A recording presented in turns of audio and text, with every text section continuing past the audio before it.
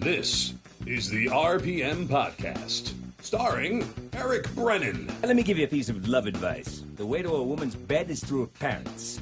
Sleep with them and you're in. Sam Ballard Jr. I feel like he might need some therapy. Scott Riggleman. But you forgot one thing. Rock crushes scissors. But paper covers rock. And scissors cuts paper. We have a conundrum. Tim Riggleman. Finally, I look as pretty as I feel. And Josh Matthews. I'm having one of those things. You know, a headache with pictures. An idea? Hello, everybody, and it is great to be back on another edition of the RPM Podcast. According to my gentleman's numbers, it is episode 143. Didn't that used to mean I love you when we were a kid, Josh? Oh, yeah. What? Remember? When you were a kid? Yeah. Well, all Beeper of us. days. Beeper Yeah. days. So see, I came back for the love edition of the RPM Podcast. So this makes total sense. I'm Eric Brennan. It's been a while. Had some stuff going on in life-wise, so I'm really, really happy to be back. But I'm happy to say that the guy's been holding it down like to perfection. I've been listening every week, guys, usually every Tuesday or Wednesday morning as soon as the show rolls out, and I've been highly entertained, so I'm going to try not to mess up the Keep Good mojo that you guys got going. First, let's introduce who we got, and we're, of course, going to start with the driver number 09, Riggleman, towing entry in the factory stock division at Wall Stadium Speedway from the Edge of Divorce Motorsports Studios, Scott Riggleman. What's up, Scott? I'm just ready to do another podcast. Thanks for joining us. Happy to be here. And we also have in Farmingdale, New Jersey, so now I know, the guy who got called off the bench this past Saturday night. He's got a busy weekend ahead of him up in Loudon. That is the best spotter on the modified tour, in my opinion. You could fight me on it. Tim Riggleman. Tim, how's it going? Good to have you back the last couple of weeks. Me and Scott haven't had nobody to make fun of. Josh has been taking a pretty good hit the last couple of weeks. I'm sure he's glad to have you back. I'm at your service. And if you guys hear whistling in the background, Tim's got his pet bird with him, and it's awesome. If you're watching on YouTube, I promise it'll keep you entertained. So, cool little dude. And the producer of the RPM Podcast coming to you from the Matthews Family Studios in Waretown, New Jersey, we got Josh Matthews. What's up, Josh? Josh is naughty. This is true. So nothing's changed, I see. Now, one thing we want to get into, we have a lot to talk about. I know we have a lot of listeners that listen to us for how we covered national racing. We have a ton of local stuff we want to talk about from, where I'm at, where the guys up north are at. But we do want to take a moment and acknowledge some listener interaction. Over the last couple of weeks, we've had a lot of people flood our Facebook inbox. I know a couple of people were sending emails, and we want to encourage people to continue doing that. So we want to first give a shout out to those who actually decided to partake in the show a little bit further, which is an option for all of our listeners. So Josh, you got a couple of messages that came in, some of which were about some of the things that Tim and Scott were talking about last week. Well, the first thing is Bobby Brown messaged us, said, glad to see you guys are back. A great story on getting the street stock fix, referring to Scott, with getting it bent and it being freaking perfect, which was a great story. And then a much longer message, Walter Smolinski, saying he enjoyed the recent podcast, and he agrees with Tim on an IROC type series for retired drivers like Darrell Waltrip and such, and maybe even Dale Jr. and just people that we loved and loved watching race, but now it'll be kind of a part-time. It'll be what a great breakdown he did with that too. Like that was almost like you could send that to Lowe's and say, here, this is what we need. He broke it down, body and motor and everything else. He's super smart, Walt.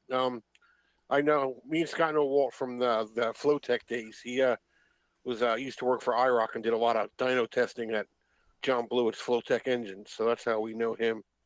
Guy knows what he's talking about. Yeah, he was talking about how chassis, 5-star bodies, LS engines, and getting the replaceable body parts and all that. And he talked about a similar program that was done in Dubai years ago.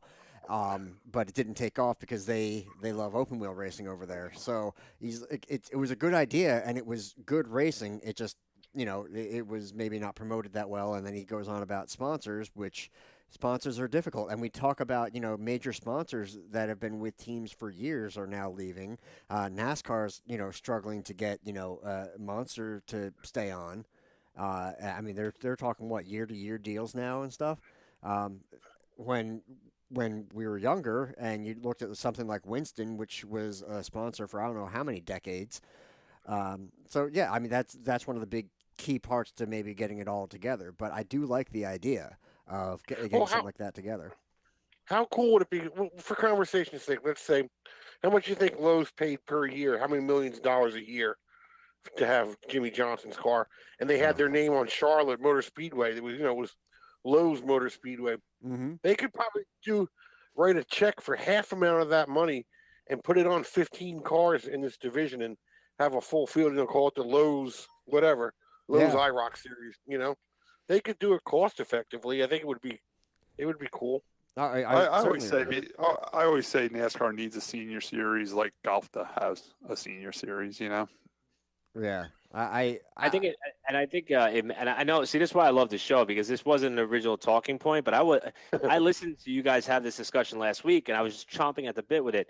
At first, Scott, I would have thought, especially because a little bit TMI, but like when I fall asleep at night, I'm usually watching old replays of races from like the early 2000s, and I've been watching the 2000 Busch series where like Jason Keller and Jeff Green were kind of running the table there with young Harvick on his way up. We don't have that anymore.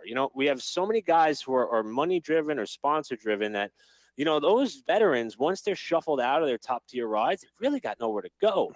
And some of them like David Ruderman.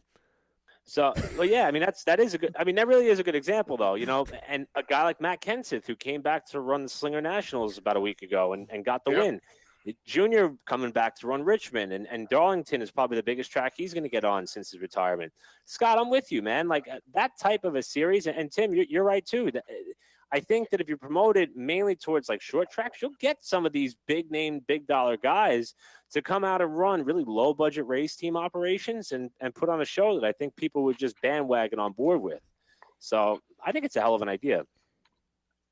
It definitely. All right, you got any more, Josh? One we're going to get to later. Tom Irvin emailed us again with Sunday series results. When we get down to our local segment, we'll talk about that. But thank you for listening and being loyal and staying with us, especially with my dumb mouth. And with that being said, Josh, I did screenshot the Bridgeport results too, so we can make Lee Allen happy as well. Good man, Scott. All right, so let's blow through some of the national stuff, and we're going to start with the Cup race at Kentucky, which, of course, if you were reading into the weekend, we don't have aero package given. It's different first time at that track. They also did apply that traction compound in the upper two grooves, or I should say grooves 2 and 3. They didn't really go all the way out to the wall. And they also had that tire dragging thing whipping around there in preparation for the race we saw Saturday night. I personally did not watch the entire race. I did see the finish, and I was awed, and I saw it afterwards because I was up at the Madhouse. And we saw a battle between Kurt and Kyle Busch. This is fresh off of Kurt having his bit of misfortune in Daytona, which he pitted as they gave the 1-to-go signal, fell back to the back of the tail end of the pack when they came down for the restart. Lightning struck, ended the race. Busch lost out on the chance to clinch a playoff berth, and the win obviously went to Justin Haley. Kurt battled back from that, had a battle with his younger brother. Third time ever they finished 1 and 2. First time of those 3 that Kurt was the one on top. And it was a hell of a race down to the end. I don't know what the product was like throughout the race. Sounds kind of mixed. Although, Scott, you said you were hearing some guys today on Sirius saying that they kind of enjoyed the race start to finish, and the crowd was huge. Yeah, I mean, that was the gist. I mean, I didn't get to watch the race because I was racing over at Wall Stadium. It was a Saturday night event. But, yeah, I mean, the gist of it, while I was driving my tow truck today and listening to NASCAR radio, they said the whole race was good, and they said the place was packed. One of the reasons the place was packed, though, was Quaker State sponsored it. And Quaker State bought tons of people with them. They said Quaker State did an amazing job as a race sponsorship. They had suites. They had something called Pit Zero. You know what that is, Eric? Never. No, I haven't heard of it. Sugar-free pit stops? No, it's a hospitality thing that Kentucky's doing. It's called Pit Zero. It's pit spot number 0. So it's before number 1 on pit road. This way you can set up like your own pit box and like have your people that you bring there on in a pit spot, but it's not an actual pit spot. No car goes into it, but you're the very first pit spot on pit road. And they said they had a bunch of people down on Pit Zero. And I thought that was where like NBC set up. They stick them somewhere too. I heard the NBC pit car got destroyed at Chicago, so I don't even know if they have that thing anymore. Yeah, just blew the tarps and stuff off of it. Yeah. So, speaking of, I mean, I saw a couple memes about Kyle or Kurt looking for a new ride home because Kyle was mad at him for beating him and things like that. They were... Yeah, but you know what? That's misconstrued because it's not because he was mad at him. It was just a time thing. When you win the race, you're stuck at the racetrack for a long. Yeah, you're there for a while. So Kyle just wanted to get out of there. And Scott doesn't even wait for my kids to get in the pit to see him after the race. I'm telling you what, after this weekend, I couldn't get out of Wall Stadium fast enough. It was just a very, very busy race weekend for me. And I wanted to make it back to the camper. But yeah, that was misconstrued. It wasn't they were mad at each other. It's just a matter that Kyle didn't want to wait for Kurt to go through all the press commitments he has after winning the race. Yeah, the memes were still funny, though. Speaking of Kyle, do you know if Kyle's going to be part of the group invading or charging Area 51? I think the RPM podcast should do a live feed at that. Can we get like bulletproof far away from glass? that?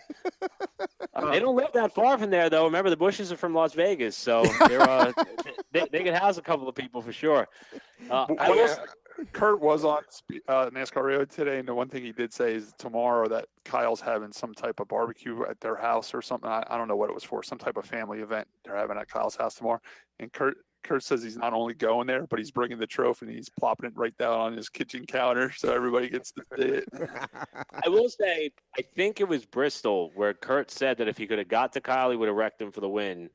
It was nice to see them actually race. I mean, we've seen it before. There was the 2007 All-Star race where, they were bouncing off each other and wrecked each other.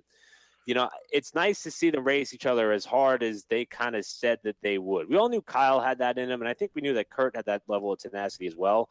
I visually felt how hard they were tossing it off into the corner, trying to clear one another for that last lap and a half. And that's something that you don't really get out of stock car racing that often anymore on that big of a stage and that big of a track. And it was cool to see, especially with the subplot that they were brothers. So let's face it. I mean, that was a hell of a last 3 laps of that race. That's those guys neither one of them are there because they're rich kids. They earn their way there. They're race car drivers. If that would have been 2 other, I don't want to name any names, but 2 other people that got there because of money, they probably would have wrecked, and that would have been the end of it. That's my opinion. And also, real quick about Kurt Busch and his driving talent. I mean, somebody else mentioned this, so I'll steal it. Kurt really does elevate race teams. I mean, nothing against Jamie McMurray, but Kurt's been running well all year.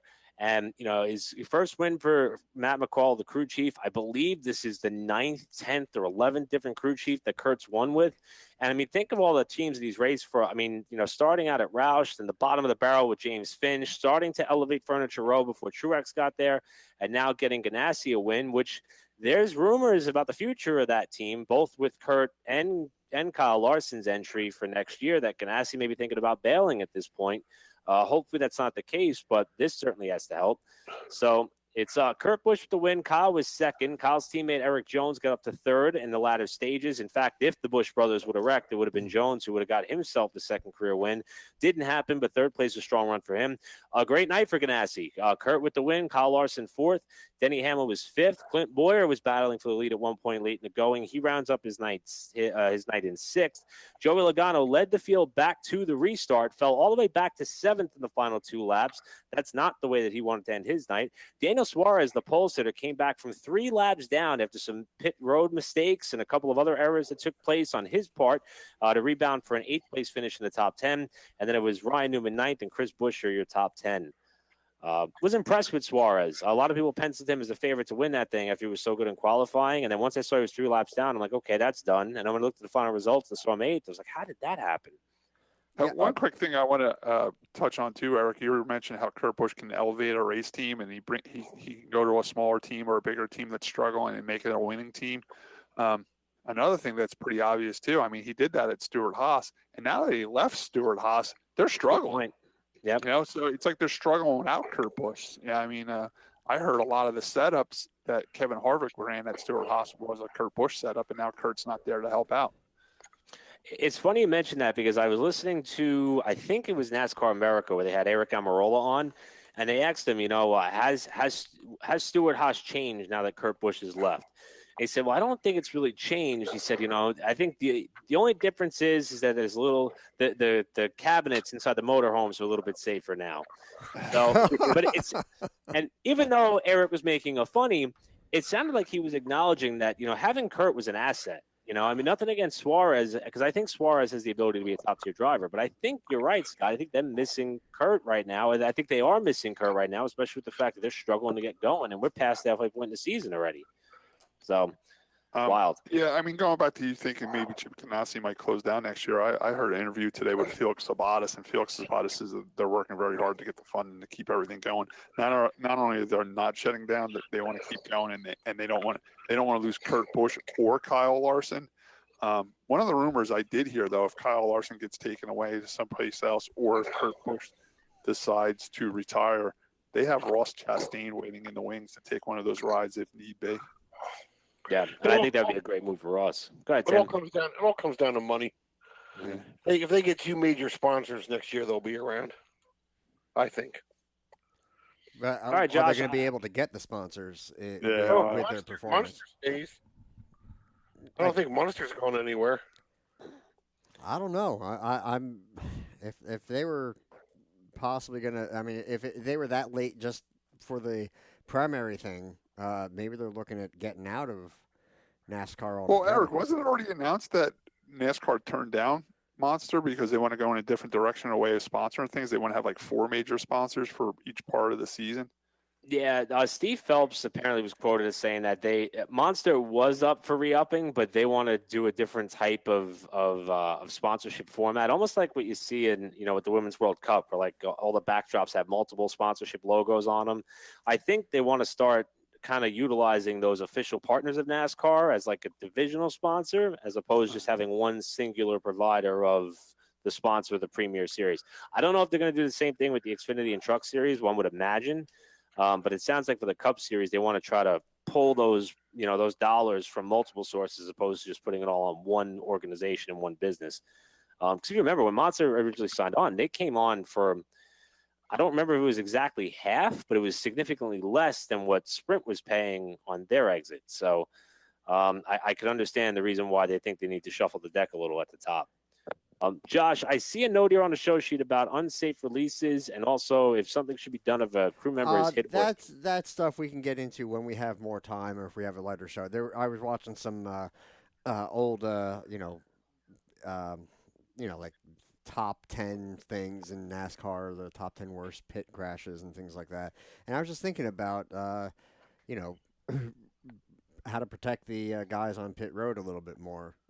Just with the chaos that's there, because NASCAR is obviously has a lot more vehicles on pit road than any other racing division, really. Go ahead, finish. I was going to say Formula One. You look at them, and they use the same pit stall for 2 cars, which can create its own problems if you're not fast enough on one, the other guy sits there waiting or whatever. But that's kind of rare. But you have half the cars, and then you are then having that for the pit stalls on top of it. So it's just something. The only thing I could see with when me and Scott first started watching Cup racing on TV, there was no speed limit. There was nobody with helmet. They'd be coming down, 100 mile an hour and slam on the brakes, and people would be scattered all the place. The only thing I can see them, because they've gone, getting ahead of myself. They've gone to the point where there's a pit road speed. Everybody out there's got a fire suit and a helmet on. Right on down the line, there's cameras that watch everything. I think the only thing that they could do to help out more would be maybe make the pit stalls a mandatory size, a bigger size for some of the tracks that aren't big enough. Right. I see where you're getting there. I was just thinking because like IndyCar, Formula E, Formula One, there's somebody that's supposed to be in charge of making sure that when that car pulls out of a pit, that he's not going to hit somebody else, like another car, sending them spinning into somebody else's pit stall, potentially crushing somebody. That's the spotter's job in NASCAR, though. Well, I know there's a lot of chaos on the radio with who's yelling "go go go go go" when they drop the jack. Is that crew chief? once the car hits, some of the protocol for those guys is once the car gets it within the crew chief's vision, like 5 stalls down or whatever, he takes over. My experience is once the car is in, I count the driver down to the box, and then once he's in the box, I don't say anything until he's coming. After the crew chief says go, go, go. So should we put the crew chief in charge of making sure that or make it a bit stiffer thing? The crew chief, I would say, was the one that should make sure that his tire changer still isn't changing the tire when he tells the guy to go. You know what I mean? Make sure everybody's over the wall. Yeah, I was thinking more just so that they don't, spin somebody else out and then get another, not their crew guys, but somebody else's crew, killed. Yeah, I don't know. I think that's just you're battling for the same piece of real estate at that point. If you want to stop and let the guy go, or say hell with it, let him deal with it, and hopefully he stops. You've seen many wrecks on pit road.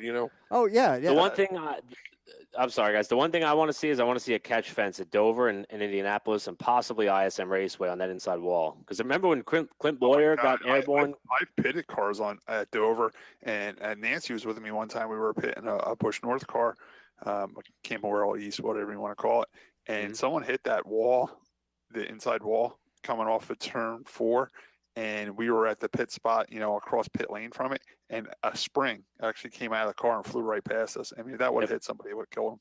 Yeah, I really don't understand why. I mean, I understand when the Indy cars ran there that they wouldn't want a car to ricochet back up in the traffic, but if that's the other option as opposed to having a car bounce off into the pit area, that's what I want to see. I want a catch fence on the inside wall of Dover, Indy, and possibly ISM Raceway, because I think they're still pitting on what is now the backstretch of that track. Okay. So that's my pipe dream. I just know that if you look, like I was saying, with like IndyCar, if they pull out and they make contact with somebody else, there are penalties assessed for that contact. Yeah, I mean, we might see it the way they're ratcheting up on rules lately. They try to get the officials off pit road by going towards an automated system, and that's created some talking points, but it's less bodies on the pit lane. So I think it's a good move. Yeah, so I don't know. It's definitely something that we'll keep an eye on as we continue to go through the rest of the season, especially being that pit road topics are a big talking point. Well, I just comparing it, if you're going to get a penalty for dragging a piece of equipment out of a pit box, but you don't get a penalty for dragging your crew guy, stuck by his fire suit out of the pit. Like, what are we putting priority on? Do you understand what I'm getting at? You should get a penalty for both. Yeah, Josh, about 10 years ago, a guy invented a small air pack that went tied to your waist and had a short hose on to it and to hit the gun with, to change the tire. Yeah. And the reason why NASCAR wouldn't approve that system, he wanted to get rid of the hoses coming across the car. And, if a car runs over a hose and spins the tires on it, the gun goes shooting towards the crew guys. But the reason why NASCAR wouldn't allow it, they kind of liked it at first, and then they got thinking about it. They don't want anything that touches the car to be attached to the crew member. Right. You know what I'm saying? So because now you're hitting the lug nuts. As the lug nut is on, the gun's on the lug nut, the hose is attached to your belt that holds the little air tank. You know what I'm saying? So now you're attached to the car. So that's why that didn't work. So NASCAR does try to keep separation between the crew guys and the car itself, It'd be like National Lampoon's dragging the dog behind the Oh, this got really dark. All right. So the Cup Series wasn't the only series in Kentucky this weekend. We're going to blow right through this. Xfinity, the big three that they're calling it, they ended up finishing 1, 2, 3 again. Christopher Bell, I believe, led the most laps. Cole Custer got the lead away late. Pretty uneventful race for them. It was Custer, Bell, Reddick, the top three. Good run for Michael in at 4th. Chase Briscoe in 5th. Noah Gregson 6th. Justin Allgaier 7th. Scott, how about the 8th place finisher and part-timer Ryan Truex making the most of his short season that he has thus far? Yeah, I mean he's kind of pulling like a Ryan Preece. He just took his limited funding and went to like 4 or 5 high-profile races with a high-profile race team. He's trying to make the best of it. And I think he finished second once already this year behind Kyle Busch, which is basically a win in that division. And he finished 8th with it, so he's trying to make the best of a limited opportunity. Now, with that part-time deal, is bringing the funding, so is he, for lack of a better phrasing here, essentially renting that ride? Well, I put it this way: the very first race he raced this year for Junior Motorsports had Martin Truex Jr. Foundation on it, and Sherry's Martin's girlfriend's was Sherry's foundation on it. So I'm pretty sure they helped funded that ride. Yeah. This time they had Florida Georgia Line. I don't know where that sponsorship came from. So I really don't know. That explains that terrible noise coming from that car. Ryan Sieg was 9th, Justin Haley was 10th, and now on to the truck race, which took place Thursday night, where we saw young Tyler Ankrum actually take advantage of Brett Moffitt running out of fuel with a little over 2 laps to go, grab his first career win. First win for that DGR Crosley team, which has been in the news for all sorts of different reasons, which we'll touch on in a moment. Stuart Friesen ended up second, and that was due to an interesting story that broke very early Thursday morning. That was a hell of a finish considering what he went through. Yeah, so Friesen, they get their trucks, that Hallmar, if I'm pronouncing it correctly, they get their trucks straight from GMS. Now, I've seen the defense that it's almost like when Carl Long had that faulty engine in 2008, where the argument was, well, I bought the engine from somebody else. GMS provided them with this truck, and NASCAR didn't like how the rear firewall aligned to the rear clip of the vehicle. Now, I'm not sure if that truck was damaged in the past, or I don't know the backstory, and we really don't know if the penalties are done yet. We do know he had to start in the back as a result of them confiscating the truck. We just don't know what's going to come of it for the rest of the week. But Friesen got all the way up to second, so that was pretty impressive. Scott, I don't know if you read or heard more about that situation of that penalty, but that was really the only bit of information I could drum up about it. I'm waiting just like everybody else. I kind of felt bad for Stewie because as I was watching that race, he was busting his ass in that race. He was racing really, really hard, and he did get a second place finish. But in the back of my mind, I'm like, this guy's racing for nothing because they're going to take a bunch of points away from him. You know what I'm saying? Yeah. So it's like whatever he was going to gain is going to get taken away from him. But I haven't heard nothing else. I thought we would have heard by now how much they're going to penalize him. Then I heard some people say, no, the penalty was that they confiscated the truck.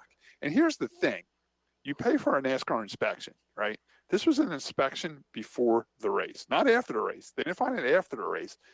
They presented a truck for inspection. It failed inspection. There shouldn't be a penalty. It never went to the racetrack. You know what I'm saying?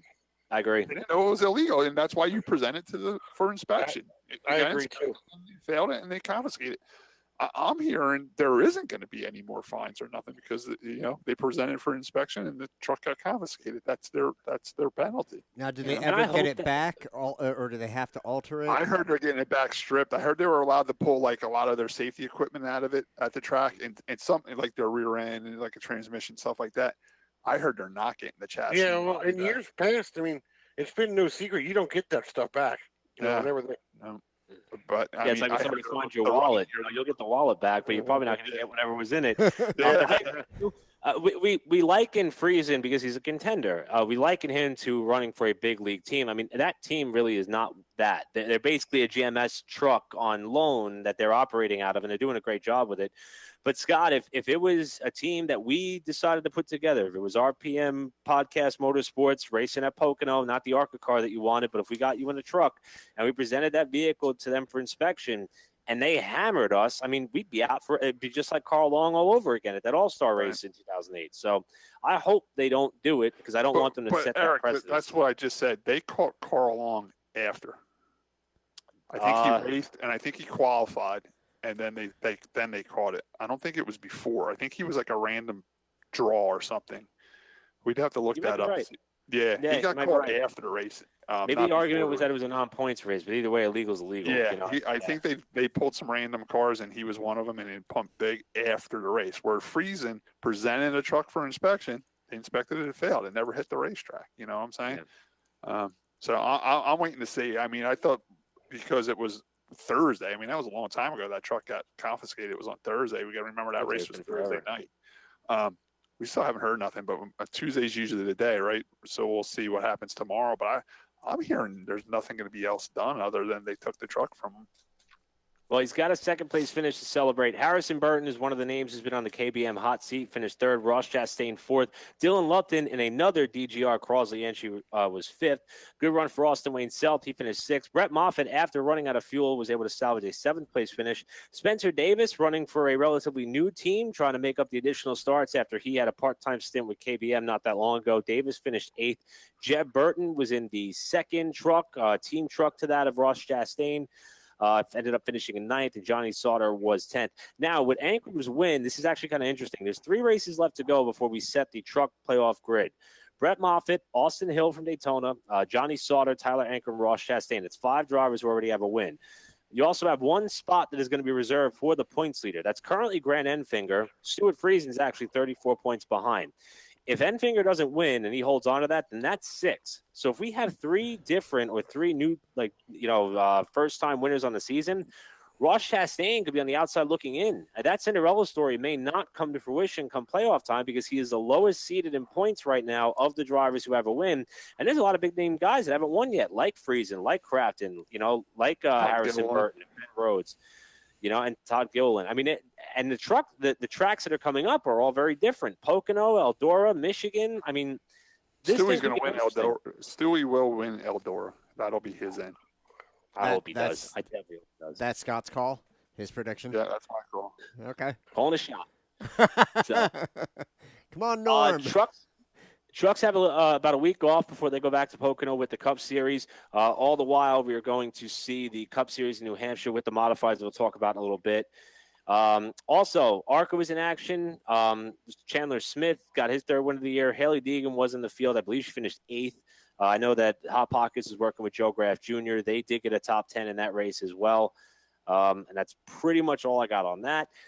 Just kind of doing housekeeping, guys. You want to keep rolling with the overall stuff? Just real quick about the Xfinity race. I just want to say Michael Annette has really turned the corner with that team. He's really running good. I mean, he's finishing in the top 5, so he's got to win. He's doing real good. Another thing I want to point out is Cole Custer. I think that's his 5th win. Do you think somebody in the higher division in the Cup Series at Stewart-Haas should start being careful and starting getting nervous that Cole Custer's ready to take their job, like an Eric Almirola or Daniel Suarez? I mean, it's going to happen sooner or later, but I don't think it's. I think Cole Custer needs another year where he's at. Who's the lineup there now at Stewart-Haas? Who's there? Daniel Suarez, Eric Almirola, Kevin Harvick. Who else? Daniel Suarez better be worried. Clint Boyer. Clint Boyer. Clint Boyer might. I think Clint Boyer can still drive. I think it's Eric Almirola or. I tell you what, he's only 10 points to the good of staying in that chase, and he's dropping like a rock. Speaking of like Clint Boyer, I always like to think of like Ryan Newman, but hasn't Ryan Newman gotten like 6 or 7 top 5s already this year? I tell you what, we talked a little bit before about Kurt Busch elevating a race team. It seems like Ryan Newman's doing that same thing over at Roush Racing. He went in there and he already elevated past their top guy, which is Ricky Stenhouse over there, where Kurt Busch, many people are saying, already elevated past Kyle Larson already over at Chip Ganassi. Right. And that's, Scott, that's the one Ford door that I could see. See, I don't know. Like, you look at Christopher Bell, and a lot of people think that he's going to end up in Matt DiBenedetto's 95 Which is Toyota. a shame because Matt's doing good in that car. Yeah, and the Fords don't play nice like that. Like, the open door for Custer, to me, would be Stenhouse's ride, but the Stewart-Haas Fords are on one side of the fence, and, the Roush cars are on the other side of the fence. So, aside from the Cole Custer has a strong tie to Stewart-Haas, obviously. Father, the Suarez deal was reported as a multi-year, but I haven't been seeing a lot of Suarez's personal sponsors on the cars. He's been running the Haas, the Monster Energy and Haas logo for a lot of the races. So a partial sponsor. Yeah. So, but he's coming. Tyler Reddick's coming. Christopher Bell's coming, and there's really not a lot of room at the end right now. The best thing for Reddick is it sounds like that RCR may roll out a 3rd car next year. So they might bring out that 31. You know what? I almost think they need to. They're starting to fall behind, and they need to maybe step up their program to a 3rd car and start learning more and bring in more, the engineer side of it and having 3 cars in the funding. And they need to step it up. They're starting to slip behind. They're really turning into a 2nd and 3rd tier team. They're almost turning into like a Front Row Motorsports or something like that. Yeah, which painful to see, especially because Daniel Hemrick is extremely talented. I think he's racing tonight at Anderson at the big 400 lap late model race they have out there. Eric, I just want to ask buddy. you, Eric. So was the truck race your favorite of the weekend because it came down to fuel? I don't think it was that reason, but probably. I mean, Okay. Again, but then again, the truck that was leading didn't even come close. They ran out like 2 to go. It's not like they ran out going down the back straight. They were way off on their calculation. Yeah. I just want to get that out there. You can move along with whatever now. Oh, we actually did. We missed one item on the truck series thing that I want to talk about, and that was our friend Natalie Decker. Who was involved in another incident, which, I mean, however, I will say in her defense, this one did not appear to be by any means her fault. But that wasn't what really garnered the attention. It was the post-race confrontation with Spencer Boyd. It was a driver who tried to merge up in front of Natalie Decker's truck going into one and kind of hooked himself up into the fence, actually caused some damage to Johnny Sauter and Jordan Anderson's trucks as well. Afterwards, there was video, which we'll talk a little bit more later. I don't know how everybody is able to film everything nowadays, but somebody happened to be able to film this interaction between Decker and Boyd, where Decker apparently picked Boyd's hat off the top of his head and turned around and chucked it back at him to the ground. And now Boyd made a T-shirt out of it. He's donating a lot of money to charity. So that's pretty cool. The only thing I didn't like about that, I mean, Natalie Decker did have a lot to be mad about because it was the other guy's fault. He came right across her nose. But here's the thing, though. If that would have happened, I understand she's frustrated. She hasn't been doing nearly as good as she thought she was going to be doing. She's been wrecking out of a lot of races. A lot of pressure's on her. A lot of people are talking bad about her. She gets in another wreck. It's not her fault. But here's the thing. Spencer Boyd hit a ton. That was a vicious, vicious wreck. No way would I ever go over to another competitor after seeing them wreck that bad angry. Sometimes you just got to push it aside, be like, hey, man, you all right? That was a ton of a wreck, you know? And then be like, hey, we both wrecked. It sucked. It was your fault, but I'm just glad you're all right. That's the only thing I didn't like about it, you know? That's a good point. A lot of people don't think about that. Even like when people in the grandstands, somebody wrecks real hard, they're all yelling and screaming like it's the greatest thing in the world. Like, I understand you don't like that person, but you really should wait to see if they're okay. You know? And also, Boyd is racing for Tyler Young's team. And even though they're fielding 3 trucks, Tyler Dipple, Gustine, and Spencer Boyd, Hot Pockets worked with that team for a while. I mean, they're doing this. He's sponsored Tyler, right, Tim? Yeah. Tyler's been Tyler Young is doing. He took himself out of the seat to try to give that race team a better chance. So it was a huge hit for Spencer, but it was probably a huge hit in the pocket for that team as well. And for Natalie, yes, this incident was not her fault. However, if you were to average some of the things that have happened up to this point, I don't know. They say you make your own luck, and this was by no means her fault. But to see that level of frustration, this is the one time where, it kind of came back the other way, and it hasn't leveled out yet. And I want to see her do well, and I want to see her succeed, but maturation is part of that process. And, they got to figure something out, because that team has proven this weekend with Ankrum winning and also with Lupton finishing 5th that they got what it takes. They have the equipment. It brought me to thinking about a question, and I want Josh to answer this first, because I always love the way Josh answers it. And I have 2 daughters that race. Now, with all these, and we'll get to the Bowman Gray one because there was video on that one. We'll get to that one too. It's to the point now, and this goes for kids, for boys that are under the legal age of 18. You get into these wrecks, they come over to you, to your pit stall, and she hits you. You have to restrain yourself for hitting this woman or this minor. What happens if bad judgment or reaction, self-defense, and you end up hitting one of these people? It's going to get ugly at some point. There's more and more women racing, and there's more and more 14-year-old kids out there racing with grown men. Where's the line? I know you're not supposed to hit a woman and you're not supposed to hit a little kid, but then again, if they're out there on the racetrack with you, racing side by side with you, the law's got to come to a point somewhere. If they come into your pit, you got to defend yourself. I'm not saying I would have. And the Bowman Gray video was he pulled back. He was ready to. Yeah, he did, but that was a split decision. You know what I'm saying? At least he went the right way. But that video shows a lot of where he tried to walk away. She came back at him. She smacked him. She knocked his hat off, just like Decker took the other guy's hat off. He cocked a little more forcefully, though. luckily he cocked back and the. Tim, here's the thing. I mean, you just mentioned you're racing against a girl or a 14-year-old, and you're not supposed to hit them. Technically, you're not supposed to hit anybody. It doesn't matter if they're a female, 14 years old, or a grown man. You're they not hit you first, though. But seeing two guys wrestle or go at it versus a guy potentially punching a 14-year-old girl in the face or whatever. Now, with Natalie Decker, I mean, her name says Deck Her, so that's my I guess if you're racing against a 14-year-old, you got to punch the kid's father. I guess that's good. And if you're racing against the girl and the girl's married, I guess you got to punch her husband. So I guess if Nancy does something wrong on the track, I better be ready for it. Fair enough. I'll go with that.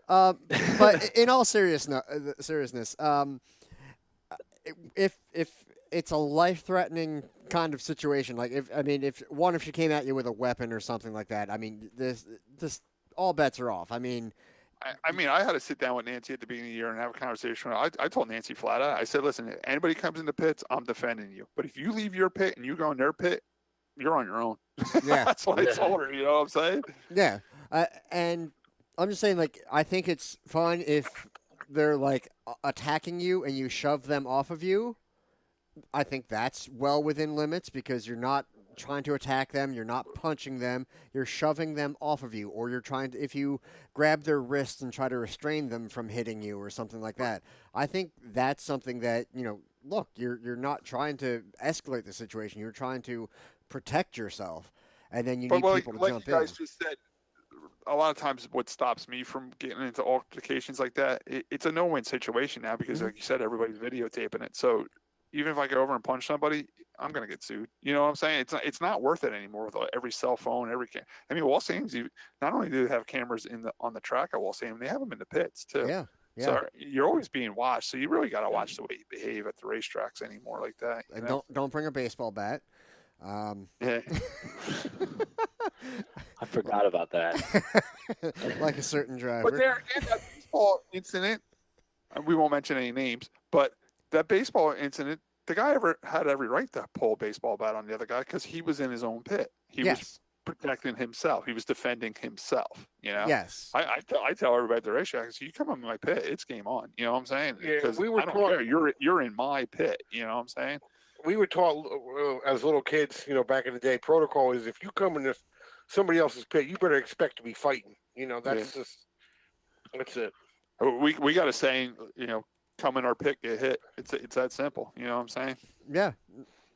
But I think it really comes down to.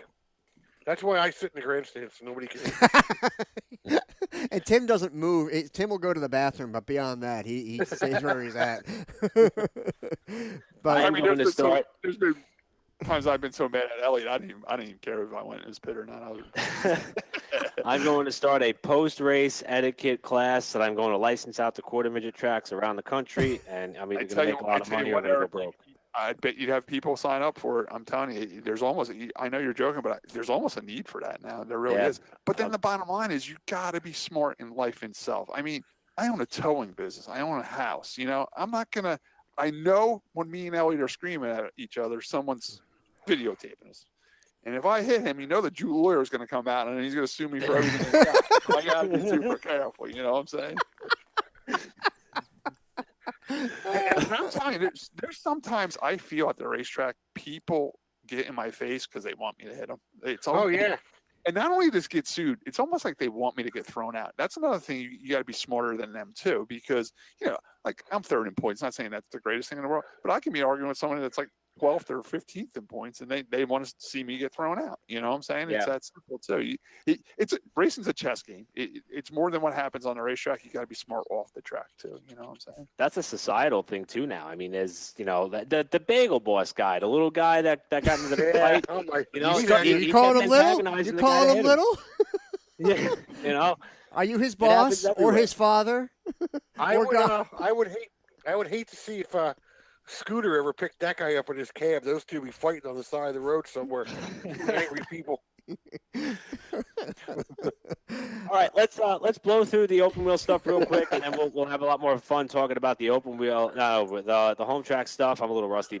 IndyCar, their annual trip to Toronto this past weekend. The feel good story of the weekend. I didn't put it on the show, Doc, but Robert Wickens got returned to the cockpit of a purpose-built car. It was a pace car that he and his fiance Carly Woods had the opportunity to wheel and parade the field around, and the Toronto crowd went nuts. Did you standing ovation for him? The entire crowd were standing up when he went by, which was just so awesome to see. The support and the kind of the family for that series is really awesome, and I was happy to see it.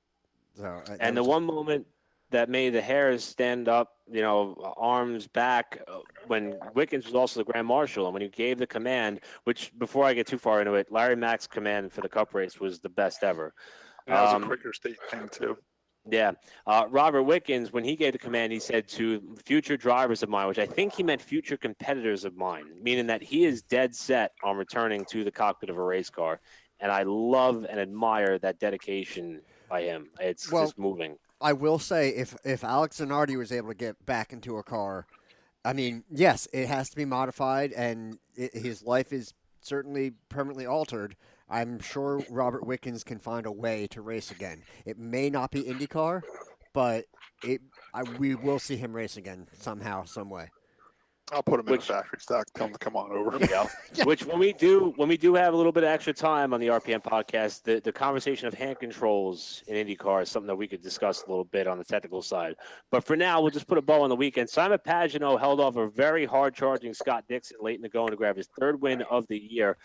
Dixon's racing with what some are describing as like a tennis elbow situation or arm pump or something like that he's been getting treatment on. So a strong run for him to finish second. Alexander Rossi rounded out the podium. Point leader Joseph Newgarden was fifth. Newgarden hit the wall with about 5 laps to go coming off the final corner. Same place he stuffed it last year while leading. However, he was able to finish the race, but the points lead is now down to 4. Newgarden leading Rossi, 4-point deficit, while we still don't know where Rossi's going to end up in 2020. So that's going to be a fun thing to watch as the series heads to the short oval of Iowa Saturday night. So that series is starting to hit the latter stages of their calendar year as they wrap up, I think, a week after Labor Day. I heard Penske talking very highly of Rossi, and I heard there's a lot of rumors that Penske's trying to get Rossi. They want him, and so Rossi right now drives for Andretti, which still has Honda ties. Andretti sounds like he wants Honda and Rossi back. Not sure if he'll get one or both or either. Obviously Rogers committed to Chevy, and they've had great success this year. The problem is there any room left at the end? Now that Pagenaud was going to be the guy out. Now that he won the 500 and he's got 3 wins this season, I don't know if Penske would go back to 4 cars full time or not. He did say no matter what happens next year, he's definitely bringing 4 cars to Indy. He said. Yeah. So is McLaren doing anything further with Indy? I know that with McLaren and Alonso parting ways. But McLaren essentially had formed kind of their own IndyCar division at least for the Indy 500. Were they going to do anything more with that we're aware of? It sounds like that it's in their future plans to return to the. It sounded like Fernando wants to come back. McLaren wants to come back. They're just not going to do it with each other. And I don't know how that would all come to pass, and McLaren's got a lot of work to do. The irony is, though, Josh, they're running good on the Formula One side. They started clicking off some results on the international stage that they couldn't make the 500. It's only been how long? A while. Yeah. And on the F1 side, they were racing in Silverstone. Mercedes 1 and 2 again. Hamilton got the win there. Charles Leclerc rounded out your podium. The big story was Sebastian Vettel just straight plowed into the back of Max Verstappen while they were fighting for third. And that's kind of starting to add a little bit more fuel to the fire that Vettel may be the odd man out at Ferrari in the not-too-distant future, which coincides with a story that came out on motorsports.com with McLaren officially saying they're giving Fernando Alonso free rein to go to another team if he so chooses. So perhaps the speculation of a Ferrari and Alonso reunion is going to start to ramp up in the coming weeks. Not sure it'll happen, but it would be kind of cool. So do you think Vettel's collapsing under pressure? Or it's starting to look that way. I mean, or is it something else? Is he just getting too old for it or something? I don't know. I don't know what's going on. We knew Leclerc was going to be good. I didn't know he would be outperforming Vettel, and especially, Leclerc had to do the same thing to Pierre Gasly to get by him on track, and he did it without wrecking the guys. So, and what about Kimi? Because I know Kimi kind of went to the other team for at least temporarily. Do you know where he finished by chance, or how? I don't have it on my show sheet, okay. But I guess par for the course for that organization at the moment. Him and Leclerc kind of swap spots. It seems like so. But that's Formula One. I have no idea where they're going next. Just trying to roll on through this. And Formula E, as Scott Riggleman mentioned, I totally overlooked this, even though I watched the race Saturday and I made my fiance kind of pay attention to it Sunday. Formula E was on the streets of Brooklyn, which really I didn't even notice, but Haley told me that it was probably about a half mile or less from where we lived when we were in Brooklyn. And John Eric Verne became the series' first two-time champion. NASCAR Steve O'Donnell was in attendance on Sunday. Maybe he's trying to talk to a couple of manufacturers because Formula E is now where everybody seems to want to go. But this is one item I found very interesting. The former Los Angeles Rams, the NFL team, Executive Vice President Jamie Regal was appointed the CEO of the series. When was that? When did that take place? It was posted by Adam Stern this morning. Okay. All I've seen is like people in NASCAR specifically leave for positions in the NFL with NFL teams. I don't know what Formula E has done. Perhaps they just nailed the right formula. And remember, there's a lot of stories about IndyCar desperately searching for a third engine manufacturer and having a hard time because of their engine formula. Formula E is attracting a lot of business smarts. Formula E is attracting a lot of manufacturer support. I didn't know how I felt about electric car racing, but there must be something there because the automakers are going there, and now we're starting to see these well-off business guys who have a lot of general sports experience, and it's on the up and up. That race in Brooklyn we thought was going to be on the outs, and it sounds like it may be around a little while longer. So, Eric, I'm going to tell you this: I'm seeing more and more Teslas around. So electric cars are becoming a bigger and bigger thing, and the technology is getting better. I'm not saying it's perfect, but they are impressive, and the features that are essentially standard on these cars are pretty amazing. And then if you're in Formula E, is essentially prototyping in some ways, the performance end of what you can do with electric cars. So I mean, there is a big future in it, and I think the same for Robo Race or whatever. Which, oddly enough, I should have put this in there. I watch we all do. We all watch a bunch of YouTube, right? I actually was watching an engineering video that was sponsored by RoboRace. RoboRace was the sponsor for that channel, that video, which I thought was pretty cool. Now, we all know that NASCAR has been trying to do something in the New York area forever, and it's never happened. We also knew Formula One was supposed to try to put something together. Did they ever race over in Weehawken or no? No, it never happened. They actually had a blank spot on the schedule for it. They got that far, and then things fell through. And so here we go. Formula E, which is a relatively new series, they were able to make it happen already. That they raced right in Brooklyn. I tell you what a cool backdrop. First of all, they had a beautiful day. I mean, it was hot, but it was nice and sunny and clear out, and you could see the New York skyline just across the river there perfectly. It was really cool. Do you know exactly where that was at, Eric? Or I thought it was in like the Brooklyn Navy Yard or something like that. It was almost like a tanker slip. Like at the end of Atlantic Avenue, there's like a big tanker port there, and apparently it was just a little bit further. I want to say south, but I don't think that's geographically correct. So it was more like in an industrial park, not really on the city streets, right? Yeah, because, they did have a truck over there, and there's the Brooklyn Navy Yard, and there's like industrial parks over there. You know what I'm saying, that are big enough to hold an event like that, where you're not really in the public street, you're in like a park. They did have street closures, like up to Flatbush Avenue, I was reading. So that's a major thoroughfare in Brooklyn that they had, some areas that were impacted with. But I guess with the crowd of people that they've been having, being that this doesn't draw like a Formula One style crowd yet, they're able to make it work. I believe this is either the second or third year they've done this. I don't remember, but I do know. Third. Yeah. Oh, really? Yeah. I think you might be right, Josh, because I remember the first time we were talking about going, we kind of just got the podcast up off the ground. But the one thing I will say, though, size event for Brooklyn, where Formula One might have been too big or NASCAR might have been too big. where they could sneak the Formula E in. You know what I'm saying? I think, and all the love in the world to my fellow New Yorkers, but it does fit the hipster crowd for that section. I mean, like, you know, Right. we kind of lived over Hoboken, there. Weehawken, Brooklyn, all of them, yeah. I actually would like to see them use some version of the planned Formula One course in Weehawken for that. For the Formula E race, I think that would be really cool because I think that it would give them a wider track because for Formula E they just don't make it wide enough. I think it's always a tight course with the street stuff and the way they set up the barriers. I think you give them something a little bit wider, you'll get a little bit even better product. So, Him and the bird are starting to fall asleep over there.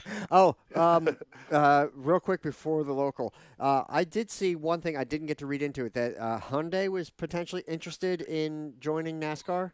Anybody see that? Yeah, I thought I sent that article to you. Yeah, Tim sent us that article. I didn't get a chance to read it. I don't really read those articles because they never seem to come to fruition. It's basically if you wait long enough, you'll get an article like that about every manufacturer. I heard Volkswagen was very, wanted to come in as well. So they probably had a meeting and then said, yeah, it's too much for us, kind of a thing. Yeah, I tell you what, though, NASCAR needs another manufacturer right now. I think that would really put them up over the hump and bring more money in and bring more teams in and get it flowing again. I think that's a savior that NASCAR could use right now is bringing another manufacturer. We need another manufacturer's money in NASCAR right now. Okay. And that's why I would put a lot of stock in Steve O'Donnell going to Brooklyn to this Formula E race because that's where all the OEMs are going to see what this is all about because a lot of the guys are leaving, a lot of the manufacturers leaving sports car racing, or Formula One manufacturers are breaking off and starting Formula E teams. And Steve O'Donnell went down there to see what it was all about. And they have, Bob Pockrass has reported many, many times that NASCAR has a number, which is about 550 horsepower, that they think they need to target their Gen 7 car after for that reason, because they think that the manufacturers want to be within there because that's relatable to what they sell on the street. So I agree with you, Scott. I think it's I heard NASCAR's also going to a bigger tire, too, on the Gen 7 car to be like the tires that are on the street cars now. You don't see any cars with 15-inch tires on, 15-inch rims on them anymore. They all got 20. Yeah. I see NASCAR low profile tires. Well, it's exactly what they want to make it more appealing to the newer generation that likes the low profile big 20-inch rims. So now they got to get off the 15-inch rims and go to like a 17-inch rim. I think we're gonna watch more monster truck racing then. I need bigger sidewalls. Sorry. I miss Wall Stadium. I miss it so much. And in fact, I was home in New York a couple weeks ago, and it was in my cards to get down there that Saturday, and it was the week. It was the week. We rained out after the 4th of July, and yeah, I think we rained out right after. We rained out at like 10 a.m. You could have come down and visited me, punk. Well, Haley and I went to the city. That wasn't on his list, by the way. Ware Town's a hike. Wall's like half the distance. So we went to go see Rock of Ages in Manhattan instead and got a little bit schwasty and went home and tried to watch the Cup race, which also got rained out. It's a good show, right? I had a blast. I'm not going to lie. That was awesome. That Jack Black kind of character was like my favorite. Since we're talking about Broadway plays, I got to brag about my wife a little bit. She won 2 tickets to Hamilton. Oh, wow. So we on looked Broadway, at that. They had a street value of $860 per ticket. Oh, my God.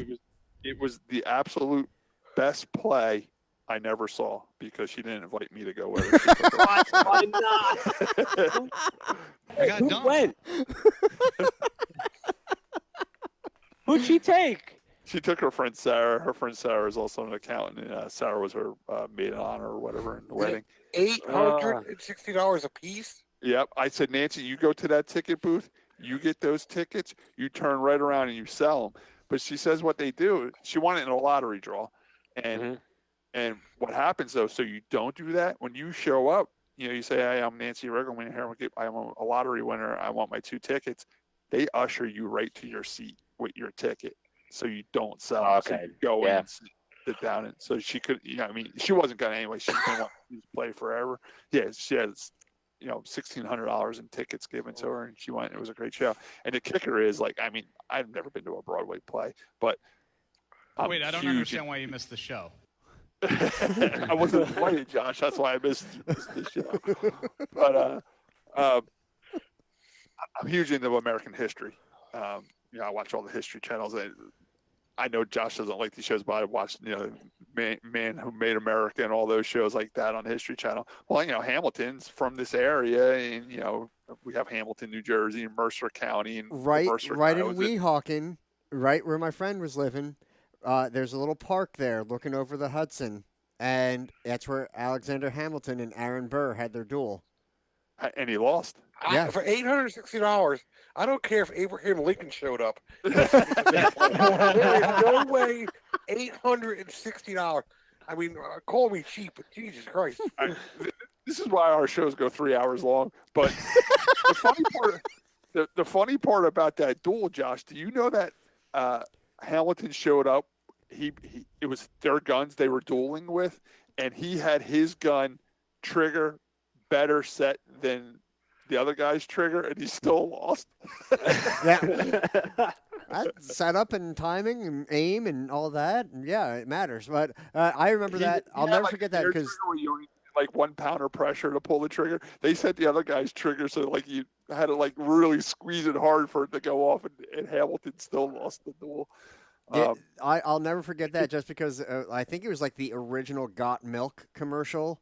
It was like a radio quiz, and they asked that question: who shot Alexander Hamilton? And the guy is trying to say Aaron Burr, but he had a mouthful of peanut butter, and he had a bite of a sandwich, and he was trying to get milk to wash it down. And Burr. Now, they were New York politicians, and the reason they had that duel is because they were Hamilton did like a smear campaign on Burr, and that's why Burr challenged him to that duel. Do you know why the duel took place in Weehawken, New Jersey, and not over in New York? I do not. Because it was illegal to have a duel in New York, but it was legal to have the duel in New Jersey. Okay. And do you know that Hamilton's son died like 3 months before in a duel in the same park? No way. Yeah, he lost a duel like 3 months before in the same park. Okay, so, and believe it or not, I think I'm from my 23andMe report. I'm like the great, 100 greats or whatever. Somehow, sort of related to Alexander Hamilton. All right, back to the racing. But now you know that Scott Riggleman knows American history. Not only does Scott Riggleman know racing, he knows American history. but I don't get invited to plays, even though it's about American history. Whatever. I'm sure I was working on the race car that night anyway. Speaking about history, just so you know, today's Jesse Ventura's birthday. Happy birthday. Or more useful. I can't imitate that voice. All right, get us into local. I hear computers shutting off across the country. So first and foremost, the one thing I want to acknowledge, I do miss Wall Stadium very, very much. First Responders Night, my favorite thing that they do. I mean, just allowing free entrance for all active or retired first responders with a valid ID, and what a show they got. I mean, they had 2 modified features on the docket, plus factory stock sports with 4 cylinders and limited late models.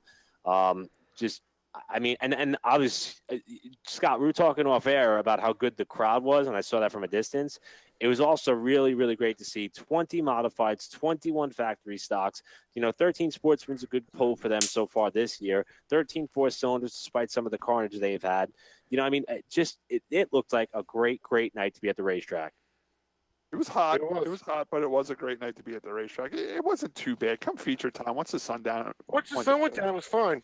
Yeah, it was fine. It was bearable. Well, there's always that breeze blowing across that track. I mean, from the sand pits and everything, it's usually awesome. Go ahead. No, I was going to say, before we get into some personal stories we want to share with our RPM podcast family, good to see, again, this is all me observing from a distance, some sentimental winners in the modified ranks this weekend with Stephen Reed and Derek Hopkinson. I mean, Stephen's got a win already this season. Hopkinson's had some up and down luck over the last couple of years, and that's a bare bones family-operated team for the most part. So they got the win on the modified side. Scott will talk in a moment about John Carpenter getting the win in the factory stocks. Carson D. Giant Tommaso getting a win in the sportsman ranks. Neil Rupp III getting another win on the 4-cylinder side. And Shannon Monjo, no surprise, continuing to have a bit of a stranglehold on the limited late model field as long as that car stays underneath them. So So, Tim Riggleman, I did not hear this story until I saw you share it. I know that you were in the grandstands with your friends and family, and you got a call to go up to the tower, and that's usually a call to go to the principal's office for some reason. But for you, it was a little bit different. What did your Saturday night consist of? It wasn't what you had planned, and how did it all fare out for you? Well, first of all, Saturday night, like we just said, it's very hot, and I wasn't so sure I was going to go to the races. Scott was racing, and the girls, they got to go see Uncle Scott race. And so we ended up going, and I'm like, I'm not even bringing my spotter's bag. I don't want to spot for anybody. I'm just going to sit in the grandstands and watch a race. So we get there, we watch, we got there just as Scott was pulling off for his heat race. You know what? That makes me mad, too. This always happens to me. We had friends up from Florida, too, that barely ever come to races. She watched me race down at Bronson Speedway. And whenever I have people from out of town come watch me race, I go out and have a great heat race. And I bust my ass in the heat race to run good because I think they're in the grandstands watching me. And then you find out they missed it. They weren't even there for it. So Tim just said we came in and your heat race was over. We've had this conversation before, off the air and on the air. I don't own the racetrack now. Like I said, I don't run it. I don't have anything to do with that. But they never seem to start at the exact same time. We left the house at 6 o'clock. I mean, they're supposed to start at 6. I understand that, but no, it's 5:45. That's where everybody makes it. It's a weird time that they. It should be 6 or 7, or you know what I'm saying. Anybody listen? Qualifying's 5:45. Features at 7. I'm not leaving any later than 6. So you're beaten if you're 5:45 anyway. So. I'm just saying, sometimes I bust my ass in the heat race because I think my friends are there to watch me. And Nancy had a great heat race too, and she wanted her friend to watch it. And then sure enough, then when she does show up at the racetrack, we said, "Are you just getting here?" And she's like, "Yeah, I just got here." I said, "Well, you missed our heat race." She says, "Well, when's your feature?" I said, "Buying that for an hour or so." She's like, "Well, where's the quickest liquor store?" She really walked into the racetrack, asked us where the liquor store was, left, got liquor, and came back. See, Eric, you're getting married too soon. I could have hooked you up with this girl. She likes racing and liquor stores. She would have been perfect for you.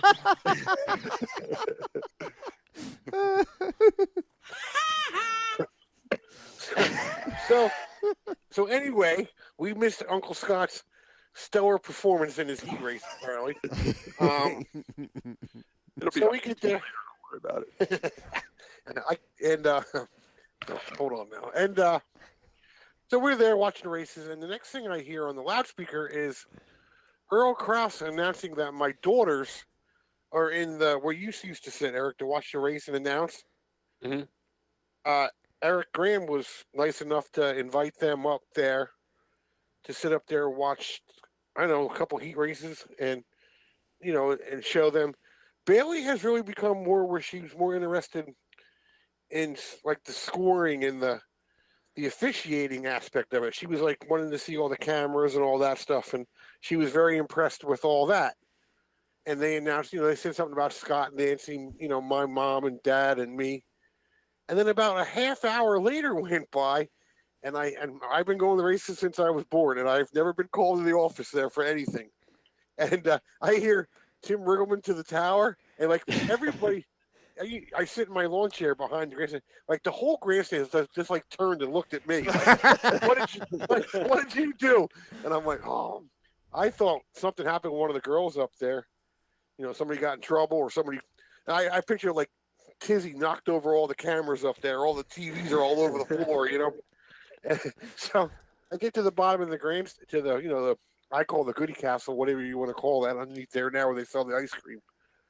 And there was nobody there. So I waited about 2 minutes, and I'm like, well, hell, there ain't nobody looking for me here. I'm getting the hell out of here. So I turned around, started going back down to where I sit. And one of Andrew Krause's crew members was calling me. He wanted me to spot for him. I don't even know how he knew I was there. But I ended up spotting for him. And the first feature, he started on the pole under some kind. He wasn't supposed to start on the pole because he didn't qualify on the pole, but something to do with Eric. I don't know if you were following along, but they had a mess all year. It's been a mess with the qualifying for the modifieds. They're trying all different types of qualifying, and people are having a very hard time following along what's going on. Yeah, I heard they were trying a group qualifying format this week. That went well, but he didn't qualify on the pole. It's almost like you go group qualifying, and then they look at the group qualifying, and they go like cars from within a half a second. So if the car on the pole was a 12.5, they go all the way back until they get to the car that did a 13-second lap. Say if that's not the 9th place guy or the 11th place guy, then they take that and invert it or redraw it and mix it all up. So it's weird. I like the group qualifying. I just think the groups had too much track time. They gave them 2 minutes a group, and you didn't need it. You could have did 5 laps and pulled off. I think they should cut it back to a minute. Yeah. That sounds like it would make sense. Because not too many people want the full 2 minute anyway. Yeah, the tour's 3 minutes, so they were already less than the tour. I wonder if that was maybe Andrew's idea from his tour racing. Yeah, maybe he tried to bring something. The problem is they do it 10 cars at a time or something like that on the tour, but they're all down on pit road. You don't have to go out for the full 3 minutes. You can sit in the infield for 2, and then go out for the last. Where at Wall Stadium, they're all out the track at the same time, so you probably can't do as many. Real quick question, Tim, getting back to your spot for Andrew. You said you came to the track unprepared with no radio equipment. What did you do for a radio? Andrew had all that stuff. Yeah. Was it good stuff? Yeah, it was all from Waddell. Yeah. It was all good stuff. It wasn't the top-notch headset, but it was, last year's latest and greatest.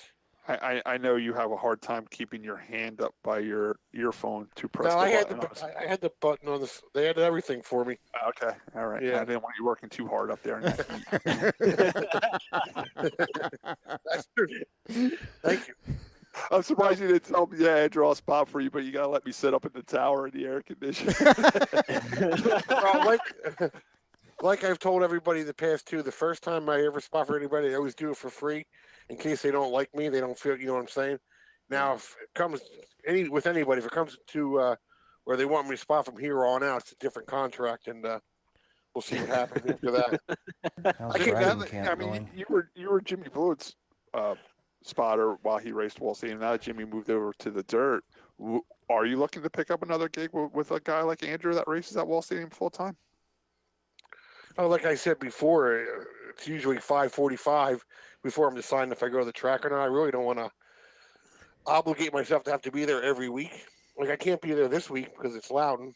Andrew would be the perfect guy for me because he's always where I am. Do you know what I mean? Tour racing most of the time. But if he doesn't, I can't commit to anybody because I'll be tour racing. Because Andrew doesn't go to all of them either. I try to find something else here.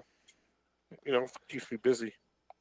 So moving along, Eric. I just wanted to ask Tim, did you have any issues or did you have a talk beforehand about what to say? Well, I was getting to that. He's coming down the hill, and I'm like, "What, anything you want to know?" And he's like, "Just do it the way you normally do it." And I'm like, "Okay." And I don't talk a lot. Like if you're like 5 car lengths, the next car behind him was like 5 car lengths behind him, and he's not catching him. And the guys in front of him are all riding in a line like they do a lot at Wall Stadium. I won't talk, but it came to where Andrew wanted more of a cheerleader kind of guy, which I could do. I did for him in the second race. It worked out better. In the first race, him and Steven were going for the lead. He was in the lead, and Steven was going for the lead.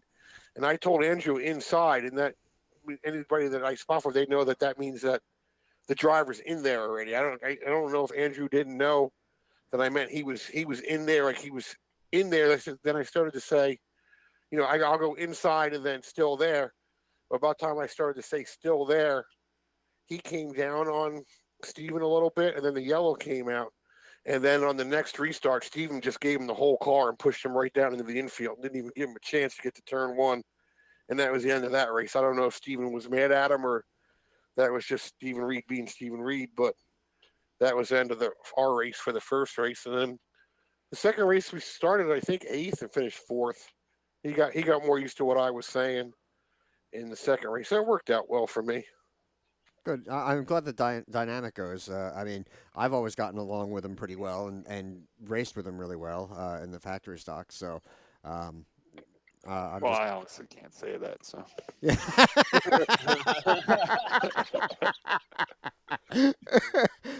we may or may not have a or 2 when we race together at the factory stocks. I just think it was a simple fact that his spotter wasn't there Saturday. It couldn't be there. I don't think it's going to turn into anything else, but it might. Maybe I'll talk to him out loud. I love you, Scott. Thank you, Tim. No, I like racing with Andrew. Andrew was great to race with in the factory stock, but he did move up rather quick out of the factory stocks and into the sportsman. And he's great to talk to at the racetrack too. And he when he's at the track, he's just a racer. Like he's never like in the meeting, like he does everything else like we do. He gets no favoritism over there or nothing. If not anything, it's probably harder for him being over there. I think all eyes are on him, and people are waiting for that, waiting for anything that they could say that it was favoritism. So he has to work doubly hard. Yeah. But yeah, all right. Anyway, let's move on. My point for the rest of the races is, Josh, you're not going to hear this, but the Sportsman race was pretty damn good. I got to mention Neil Rutherford did a hell of a job in that. He drove a 66 in that. Yeah, he finished 5th, right? He was up to 2nd. Oh, really? He got shuffled back on one of the restarts and ended up 4th or 5th. But he ran really well, and that race was good. The factory stock race is always good. Oh, yeah. It's never. How did I hit that? I don't know how I hit that. We're having pet day at the RPM I understand podcast. everyone's digging for their animals there. Yeah,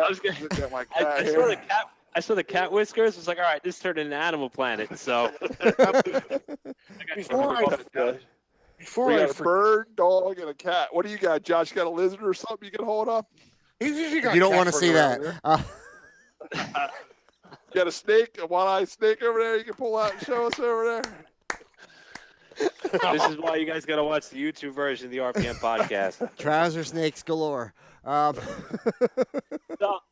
Scott, before we go into how your factory stock evening at Wall went. Tim wanted to read something real quick to us. Yeah, I got one thing. I don't know if this is some guy, Scott Benz, Benz, put on the Wall Stadium board that he lost his high-dollar hearing aids. Well, it just so happens that my mom and the girls, when they get there early Sunday for the Sunday series, they walk through the grandstands. They call it treasure hunting to see what they can find. And Scott Benz, I have your high dollar, your whatever hearing aids. My mom put it. I looked on Facebook a little while ago. He did reach out to Mom. Oh, did he? Okay. They did make a connection. My mom's going to give it back to him on Saturday at the track. Okay. So I don't know if he'd hear the podcast. Well, without knowing that, I didn't know that he had in touch with my mom. I'm sure he's got a backup pair, Josh. This is a good one. But we do have them. Do we have closed caption? That's a good question, Josh. How much does that cost? We probably have to hire somebody or get people. I think people can do it for us on YouTube. I might have to enable something. We should have a guy come on here on screen with us. And just type away all the silly BS that we're sit there and do sign language like they used to do in the old days. One quick funny story now where Josh already busted into the hearing jokes. Part of having a CDL license, you got to go for a physical every 2 years. Mine was due last Tuesday, so I went. I did the whole eye exam and everything, and then the lady's like, "All right, well, we got to do the hearing now." And I'm like, "Okay, what?" And she's like, "We got to do your hearing right now." I'm like, "What?" And she's like, "I'm going to do a hearing test for you. I'm going to give you earphones." I said, "What?" And she wouldn't catch on. I'm like, "It's a joke." I had to tell her. I'm like, "It's a joke." I'm like, "You're telling me I got to do a hearing test?" I'm saying, "What?" to you 1,000 times. She's like, "Oh, now I get it." I'm like, "You should have just failed me." Dad humor at its best. Oh, I love it. What? All right, so Scott, sounds like a tree tomato. Oh my goodness! What? I wanted to mention. Welcome back, Eric. I'm having a blast. I wanted to mention you guys at some point going to talk about the 18 girl and she's getting wrecked real bad in the heat racing, like everybody coming over to help her fix her car, and then they finally get her. Yeah, Darianne took a hard hit to the sand barrels at the pit entrance. There is video of that. I think Mike Towley had a video out there that I got to see. Yeah, happened though. You got the part of her going in. It was her and Jeffrey Loesch that got together. Some people say Jeffrey came down on her and turned her in. Some people say that Darianne was coming up and Jeff was there and they got together. I know they were mad at each other in the pits, but I think in the end Darianne said that they talked it out and everything's fine. I think it comes down to one of those racing incidents. She might have came up a little bit, and Jeffrey might have came down a little bit, and they just met in the middle, and Darian got the worst of that wreck. Mm-hmm. And, man, I seen that car getting towed in, and I seen the right side of it. I said, it doesn't look too bad. And then when the tow truck turned, and I could see the left side of the car, I'm like, oh, never mind. Things wrecked hard, man. It was pushed over. You could see it in the video. You see like the end of the impact, and you see that cloud of dust and sand blowing away from it. It was a hard hit. It really was. Right. I'm glad she's all right. And like Tim was saying, I think Neil Rutt offered the 66 to her, and that's like third in points or something right now. He's I think he was points leader. Yeah, actually. And then the 9 was offered to her, and I think one other car. She ended up taking the 9, and what I seen was kind of weird. Sal was 4th in points, and Darian's 5th. So the 4th place guy gave the 5th place racer the car. You know what I'm saying? Yeah. And somehow when Sal came in the 9 car, the back of his car was pushed in too. So now they had to try to get that car fixed for Darian.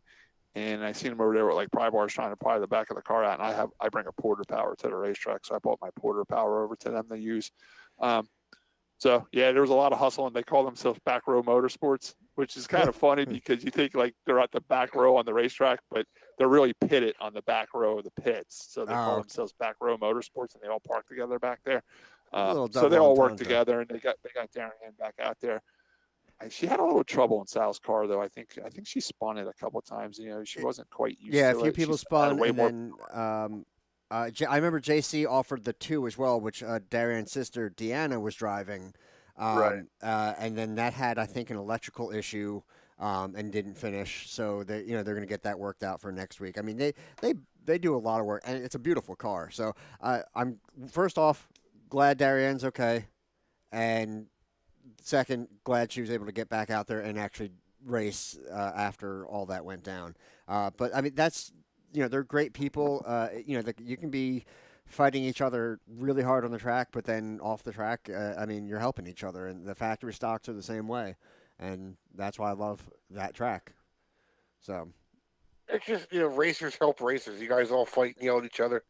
Then when it comes down to it, you're over there helping the guy fix his car. You know what I mean? So, oh yeah. So. It's a good thing. Well, let's see what else.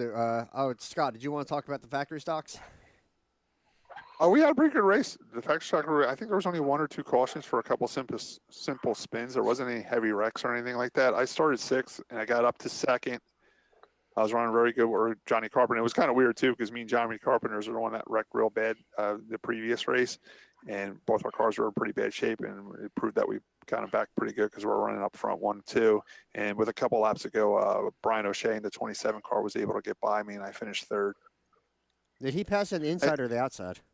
I kept watching in the mirror, and I could beat him off the corner and down the straightaway, but in the straightaway, he was really catching me, and he was peeking to the inside. And one time he gave me a pretty good shot, but I still went down low in the corner and held him off. And the next time I'm like, you know what?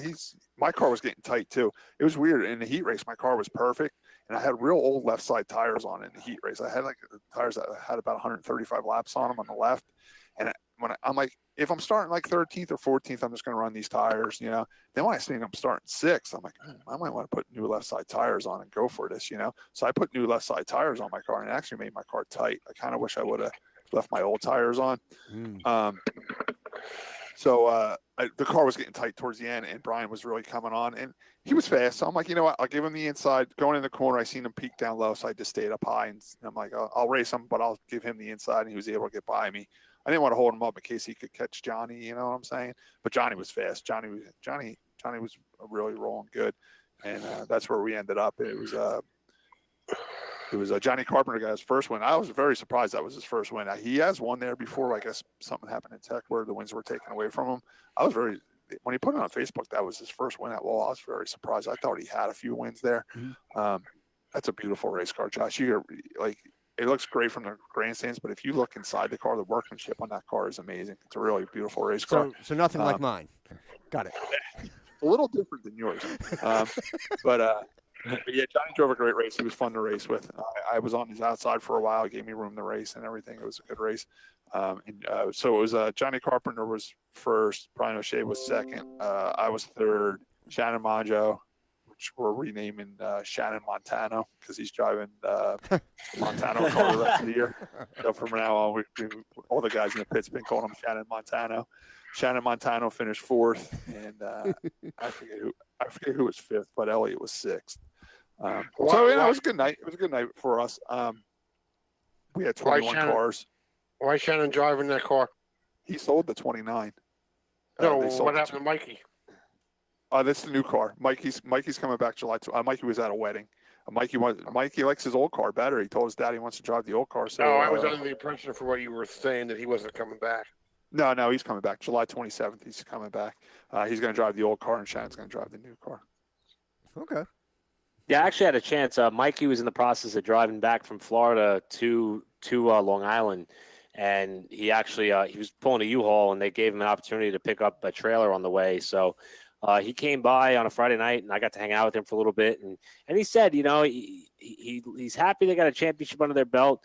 The circumstances weren't what he wanted per se, but nevertheless, he said he's trying to make the most of the time off that he's had, and he's refocused on some other things, and he's excited to get back going and get back in the car. But I had a good time hanging out with him. Me and Mikey are really good buds, and it's excited to see him take a different. Mikey's got a lot going on in his life. I mean, there was times he was driving home from Boston because his son had hockey tournaments in Boston. He was leaving Boston like 5 a.m, driving to Wall Stadium, racing, and then driving back to Boston for his son's hockey. So he's got a lot going on in his life. His wife just moved back from, like you said, he had to move his wife from Florida back up to New York because that's where Mikey and the son is, and she brought the other son with him. So I mean, he had a lot going on. So it was almost like good timing for him to have a little bit of a break and tie up some loose ends and get back racing. I can't wait to race with him. I love racing with Mikey.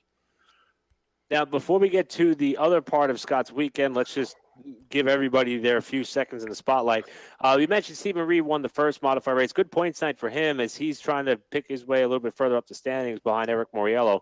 It was Reed, Moriello, Roger Koss, Tyler Truex, and Kenny Matlack with a top 5 in that first race. Derek Hopkinson, the winner of race 2. Tyler Truex with a strong runner-up finish. Reed finishing up the night with an average finish of second. He won the first race, finished third in the second race. Timmy Riggleman on the radio with Andrew Krause got the chemistry flowing by race 2. Krause finished fourth, and Eric Moriello came into the weekend with the points lead, rounded out your top 5. Scott already gave you the rundown of the factory stock event. We told you Carson DiGiantomaso won the Sportsman feature ahead of Michael Carr with a strong runner-up finish. I believe that car is for sale, the last that I saw. So if anybody's Michael Carr's machine. Yeah, what a fast car, man. He's super fast. People always ask me if there's any good factory stocks for sale. One factory stock that is for sale that's a real good car is the 14 car, the other car that the Monjos own. Brian Osborne's been driving that for sale on as well. So if anybody's looking for a good factory stock, get a hold of Shannon or the Osbornes and see what they want for that. Oh, where did the 29 go, Scott? I really don't know. Oh, okay. It wasn't at the track Saturday. Well, I mean, if he sold it, I wasn't sure if you knew who he sold it to. Yeah, I don't know. That means Scott bought it. No, trust me. I'm all tapped out. I've been offered some good deals too lately. I've shown good buy much. I was really offered a good motor the other day for a cheap price, and I turned it down. I got enough, man. I got enough to last the rest of my racing career. I'm good over here. I'm buying. Third place finisher in the Sportsman, Jonathan LeRae. Championship point leader Kyle Sisko was 4th. And as Tim mentioned earlier, Neil Rupp the 3rd in the Sportsman entry was rounding out the top 5. Strong run for Neil. 4-cylinder side, Neil got the win in the 4-cylinder ranks. It's a really cute picture of him and Darianne in victory lane. And I think Jim Smith or John Lane captured. That was pretty cool. Alonso Morales, the runner-up. Ryan Marr with a 3rd place finish. I believe that's his career best. He's the younger brother of the part-time assistant starter, Rick Marr, because Rick is now kind of taking care of some more, first responder duties. So I'm not sure if he was at the track for first responders night, but Ryan certainly was. He was running very, very well, finished 3rd. Jeffrey Loesch was 4th, and Ian Ashford, strong run for Ian with a top 5. And as you mentioned, Shannon got the win in the late models with Mike Tollett 2nd. Chris Silvestri, I believe the only other winner on the late model tour so far in 2019 was 3rd. Michelle Mormon 4th. Greg Estelio and Jim Mormon round out the field for them. And that puts a bow on the results from Walm this past weekend. Except for Sunday. What I forget. True. So I was going to run down that real quick if you don't mind. Yeah, Sure. Go ahead and do the Sunday series, Josh, and then I got the Bridgeport ones right here for Leanne. So, I'll run through them real quick. Robin Irvin, Tom Irvin, listeners of the show and involved with the Sunday series, they send us emails with the results from the Sunday series. So, anyway, the Sunday series runs on the inner oval of the big track, the big flat track, we'll call it.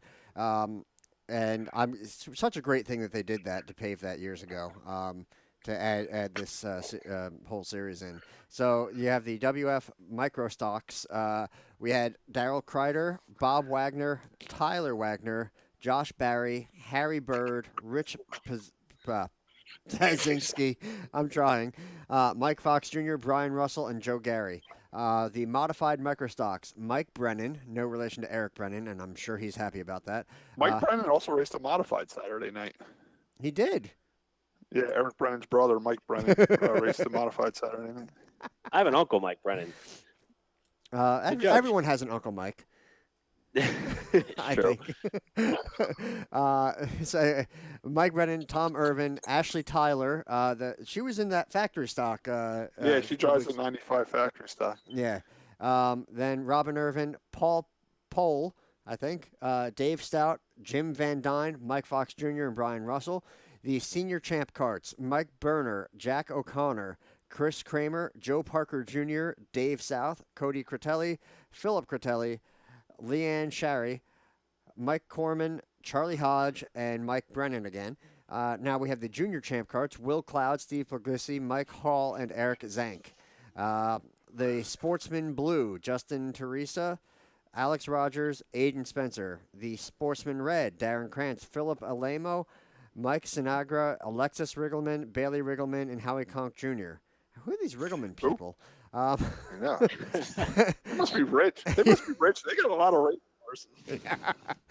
And the 206 division, Mike Brennan, Mike Berner, Kerry Irwin, Jim Hall, Jess Milza, and Leanne Cherry.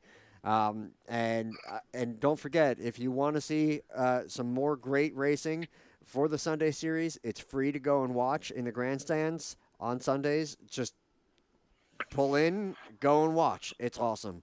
And you'll have a good time, and it's great to get the kids into it as well. And it's not nearly as loud.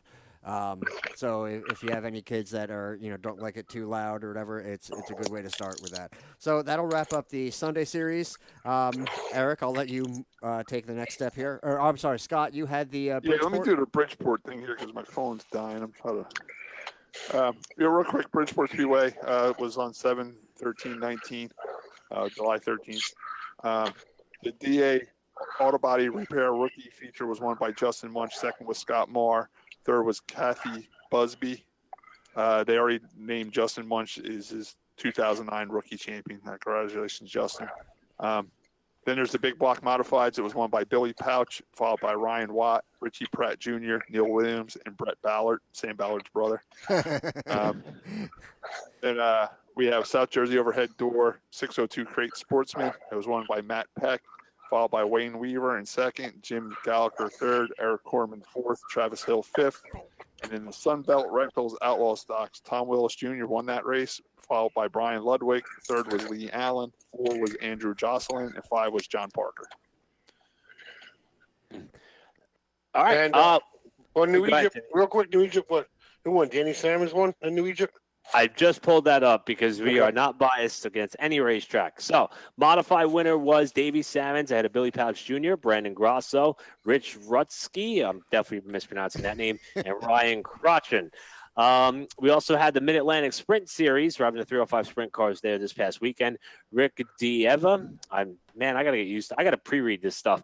Mark Bittner, Jeff Geiges, Tim Tanner Jr., and Eddie Wagner was your top five for the 305 sprints. Crate modifieds was Matt Miller, Joe Toth, Steve Davies, Ryan Simmons, and Johnny Bangs. And the street stocks was the last class they had on the docket. Bill Leitka. Brian Spencer, I didn't know he was driving a street stock in New Egypt now. Yeah, he's actually driving for Thomas Stavola, which also had a legend car. So I guess there's that legend car connection there. I saw that too. Spencer was runner-up, Jim Avery third, Joe Reed fourth, and Billy Wobble was your top I think it's 5 for Roble. NES. Now, former factory stock. Eric, you're off your game, brother. You moved south for a little while. You can't read anything. Howdy, y'all. I'm winging it. So I wanted to bring up former factory stock driver Vern McLaughlin was 6th and 8th. We had Chris Felber, also a factory stock driver. He was in the triple factory stock races the other week. He was in one of the Monjo cars. Okay.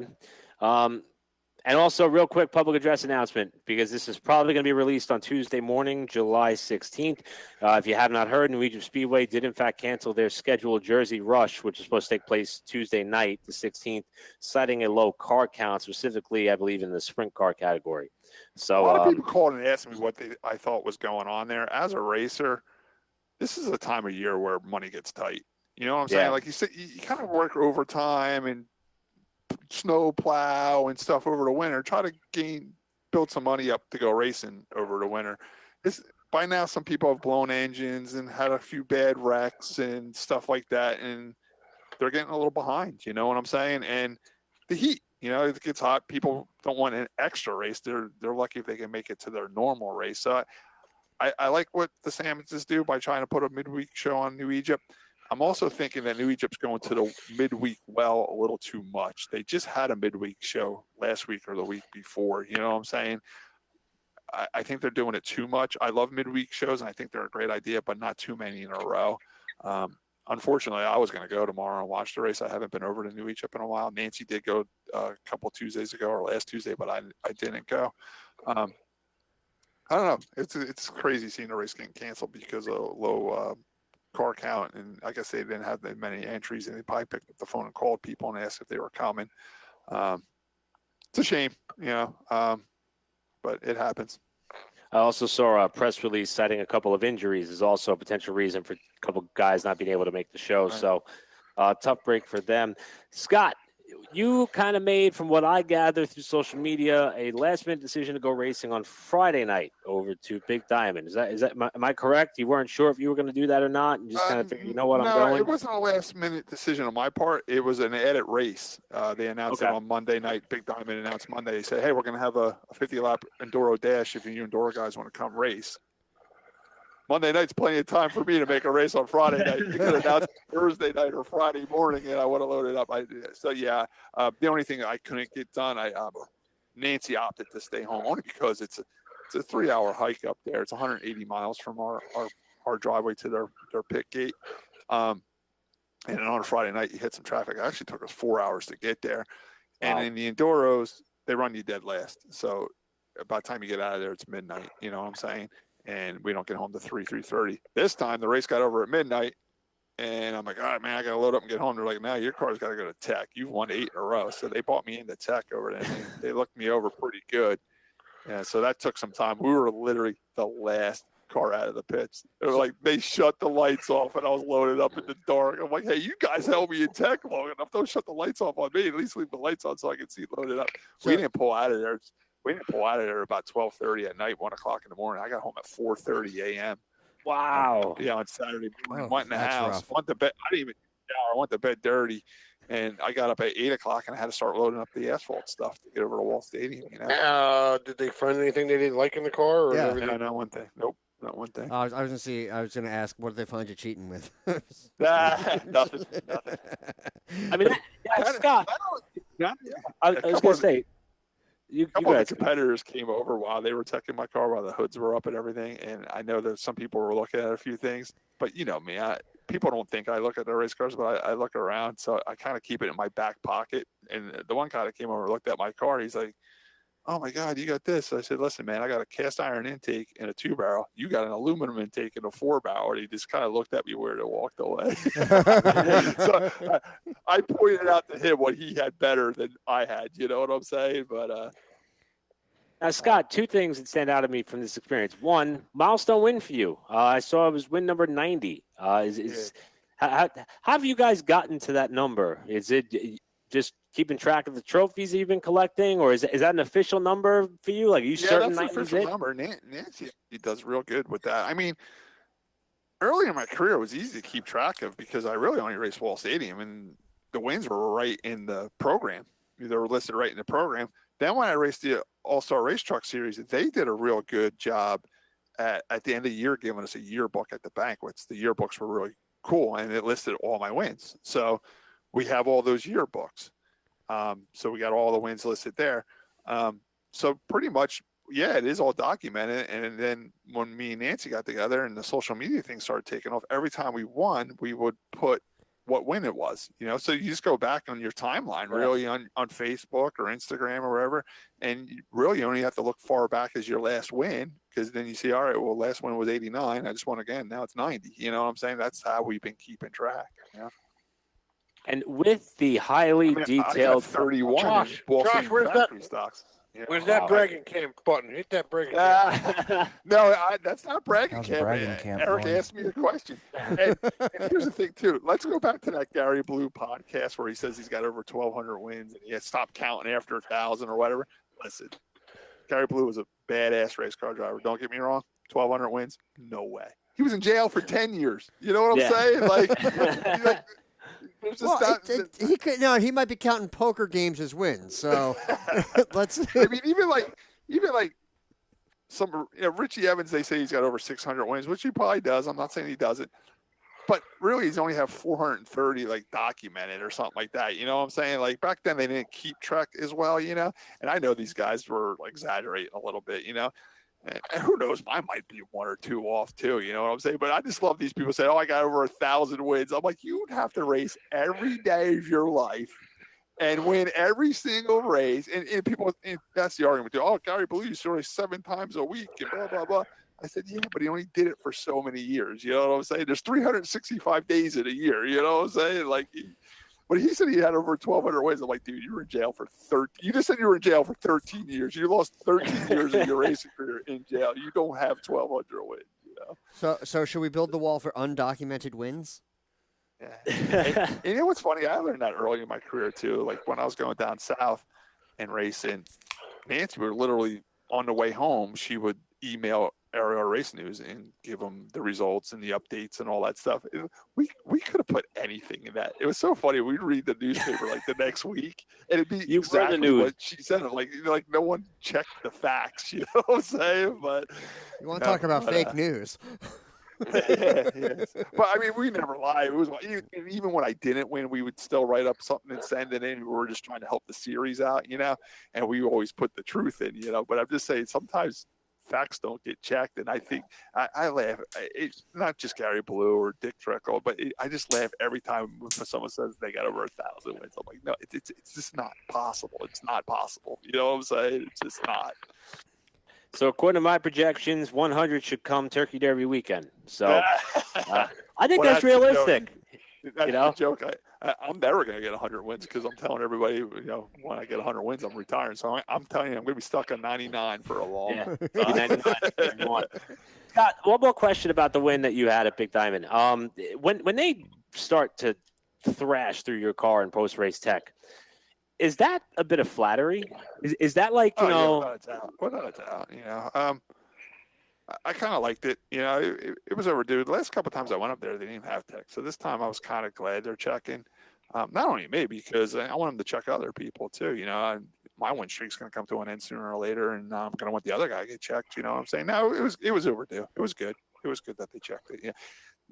But like I said, it was just a late night. I mean, the 2 Enduros I did in the beginning of the year were day races. They should have checked the car then, and they waited for like a midnight. I'm like, oh god, now we got to do the whole tech thing, and I got a 3-hour ride home, and I'm trying to get home to race Wall and stuff like that. But it was good. Now they did a good tech up there. I mean, I liked the write up where it said he was the overly dominant driver. And that kind of made me nervous. That's why I asked Eric. I'm like, oh boy, did I wear my welcome out at this racetrack to say something like that?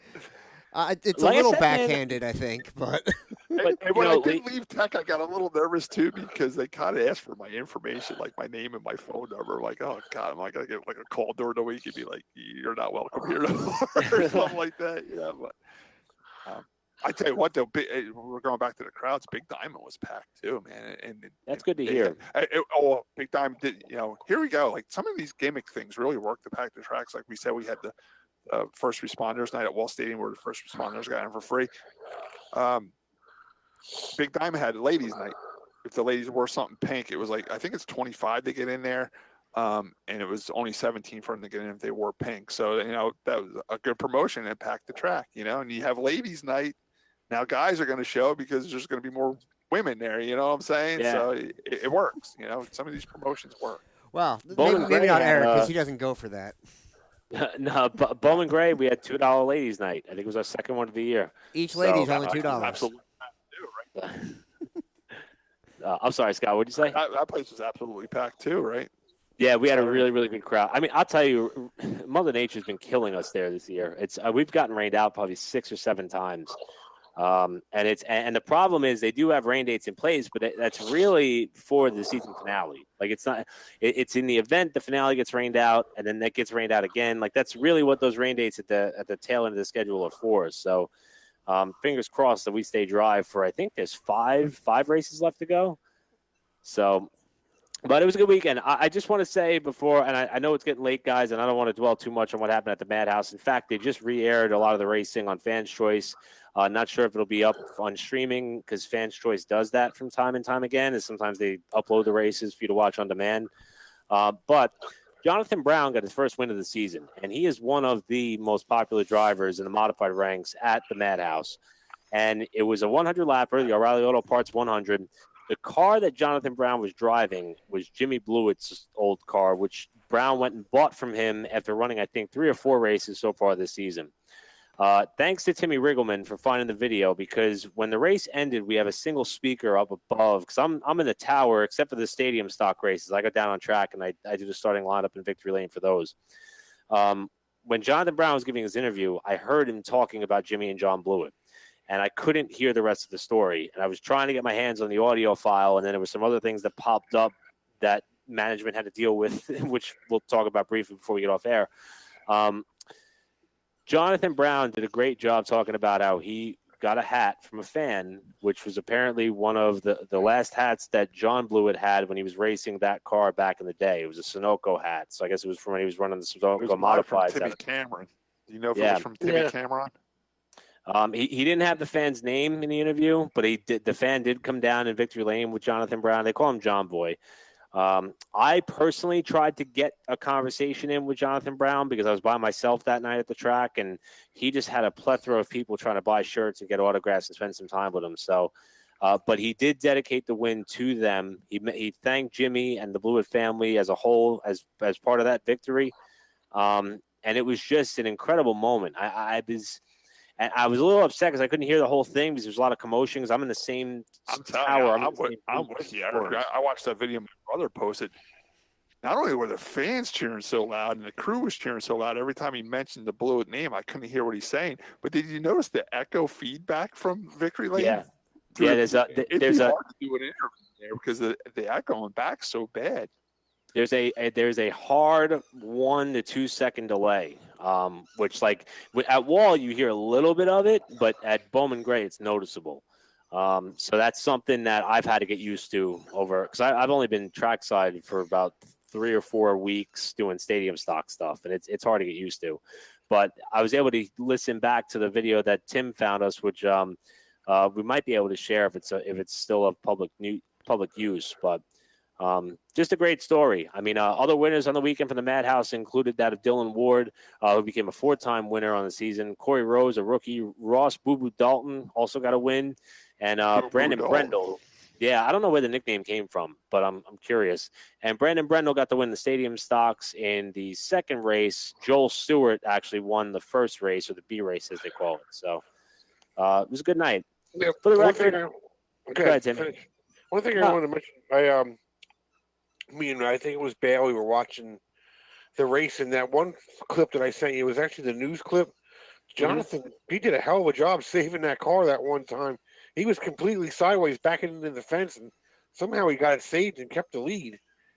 Yeah, plus he won with a pretty big lead. You really don't usually don't see a modified pull away like that at Bowman Gray. It usually stays tight right to the last lap, and he had a good straightaway lead there at the end of that race. One thing I can say is a couple of times I've had to drive home with Jimmy from the tour races. Both, going to the tour races from here is a pain in the ass. So a lot of times, I'll drive with Jimmy or Jimmy will ride with me.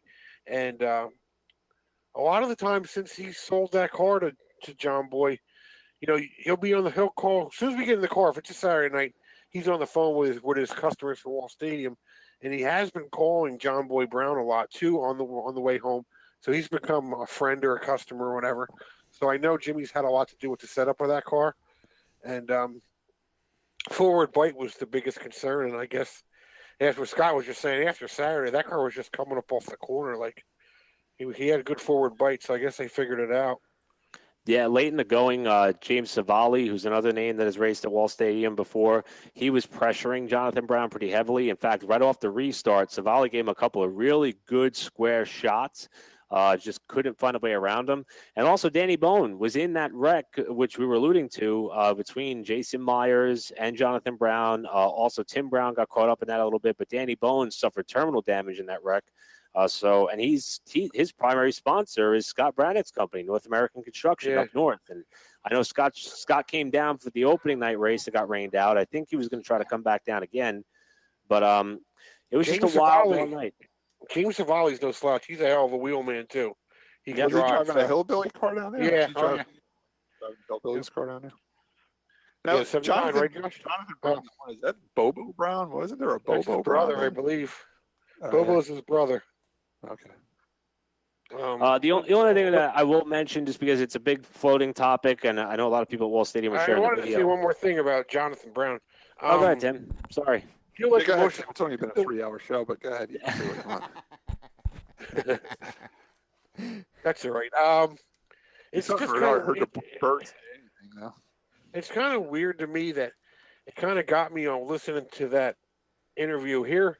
Bowman Gray, if Josh doesn't want to hear it or not, is the most famous short track in America.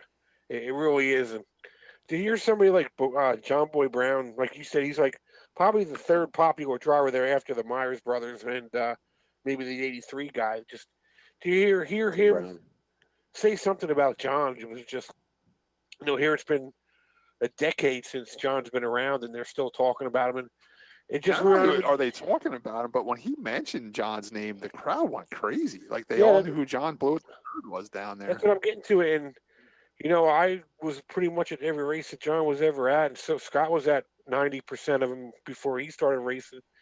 And it's just weird to me that it hit me that here we are just going to races with our friends, and you do it, we do it every week, still do it to this day, and it's just weird that people like recognized it. And to us, it was just going to.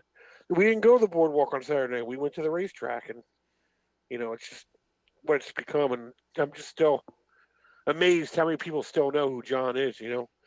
It's getting to the point now where 3/4, if not more, of the people in the grandstands haven't seen Dale Earnhardt race, haven't seen Richie Evans race.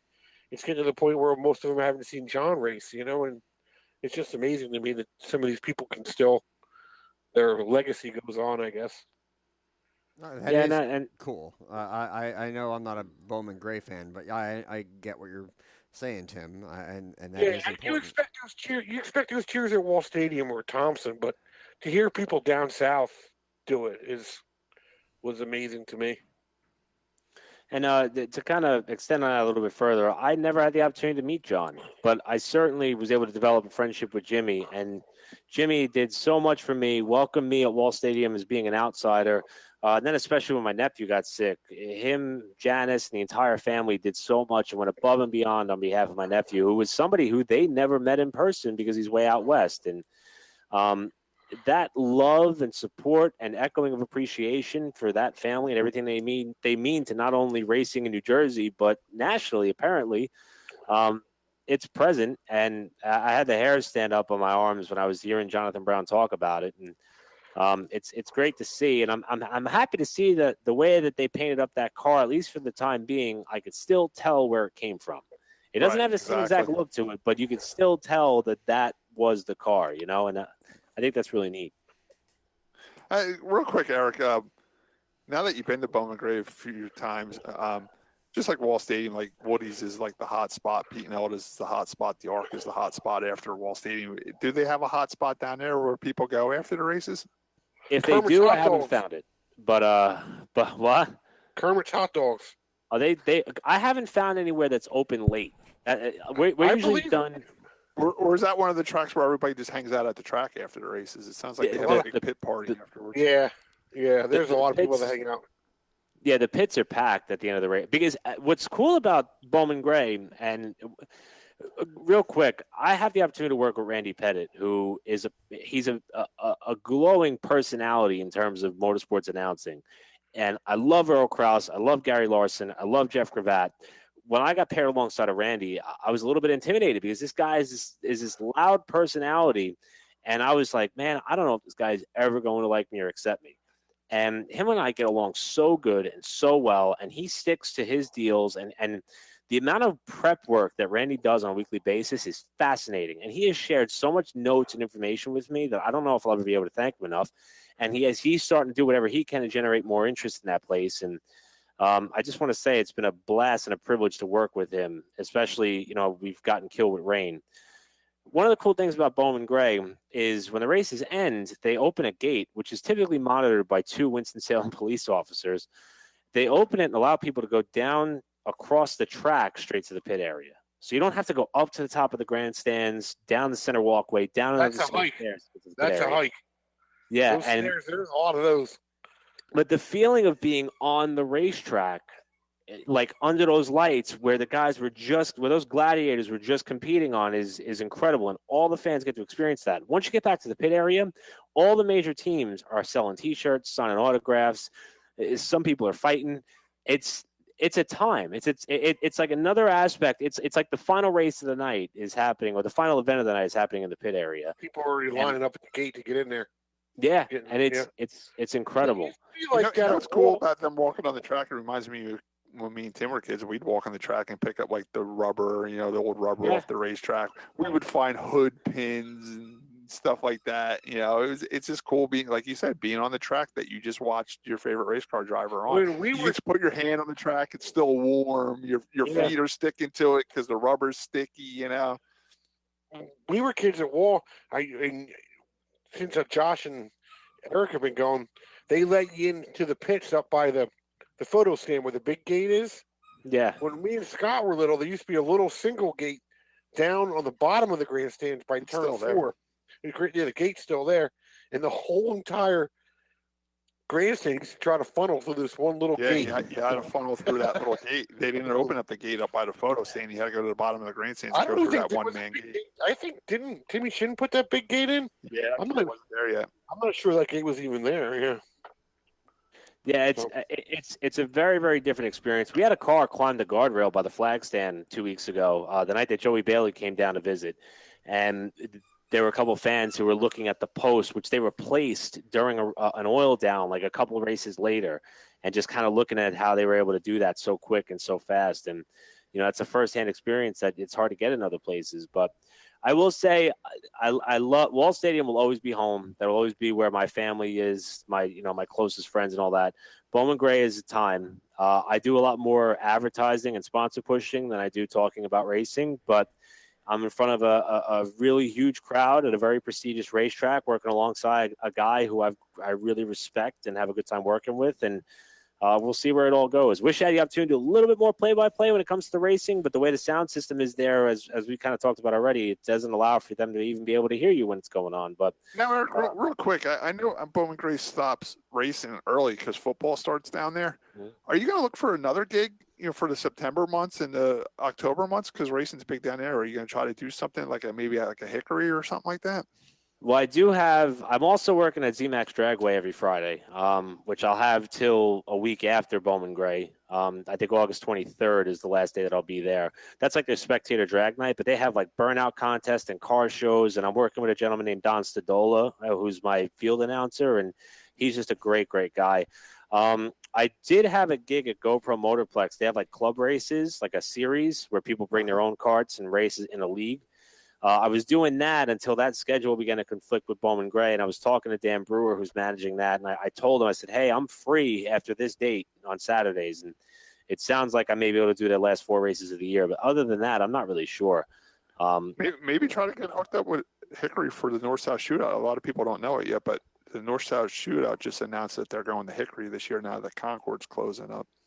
that's a great idea. So, and also Randy Pettit does a lot of work at Ace Speedway, and they'll be racing every Friday, I think, into the fall months. So, if anything, I may start going out there just to hang out and hear what he does at that place, as opposed to the Madhouse, because the Madhouse is a sports arena. I mean, it really is. It's a totally different environment, and Lauren and Dale Pendalis do an exceptional job with fan engagements and giveaways and contests and, you know, everything from the souvenir program where they have the fan in the stands page where, like, if they take your photo and they circle it in one of these random pictures, like, you go home with a prize. And some of the fans' prizes they give away this week, guys, they're giving away a John Deere tractor from one of their sponsors. And Wow. and 2 weeks ago, it was $1,000 jewelry shopping spree from one of the, because they have a couple of jewelry centers. Was it Hayes? Jewelers? Hayes sponsors the opener and Tim Brown, and then they have Davey Jewelers, who did like a night sponsorship where they gave away a $1,000 shopping spree. Hayes Jewelers has been involved in NASCAR since day one. They used to make the rings for the championship teams dating back when NASCAR started. And trophies. And the trophies. I got a quick story about there. I know Scott's falling asleep, but that's okay. It's at 35. I spotted for Eddie Harvey, and Eddie Harvey owned the team Ideal Racing, and he had Zach Brewer, who races at Bowman Gray still. Yep. I spotted for him. Yeah, I spotted for Zach. And Eddie Harvey's, by the way, to get back home, Eddie Harvey doesn't live that far from Hayes Jewelers. So the next morning I got up and I left early. I went to Hayes Jewelers, and I had to wait about 15 minutes till they opened.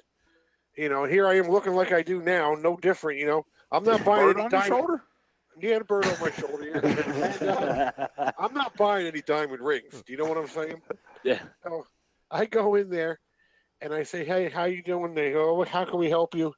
And I go, "I'm here for one reason." I go, "Because you sponsor modifieds," and I told them the whole story how I grew up, and I know that from Pocono, your cars used to come up here and race, and name the drivers who raced them. So Satch Worley drove for, and the guy's like, the old guy, he's like, "Let me go get my dad," or whatever.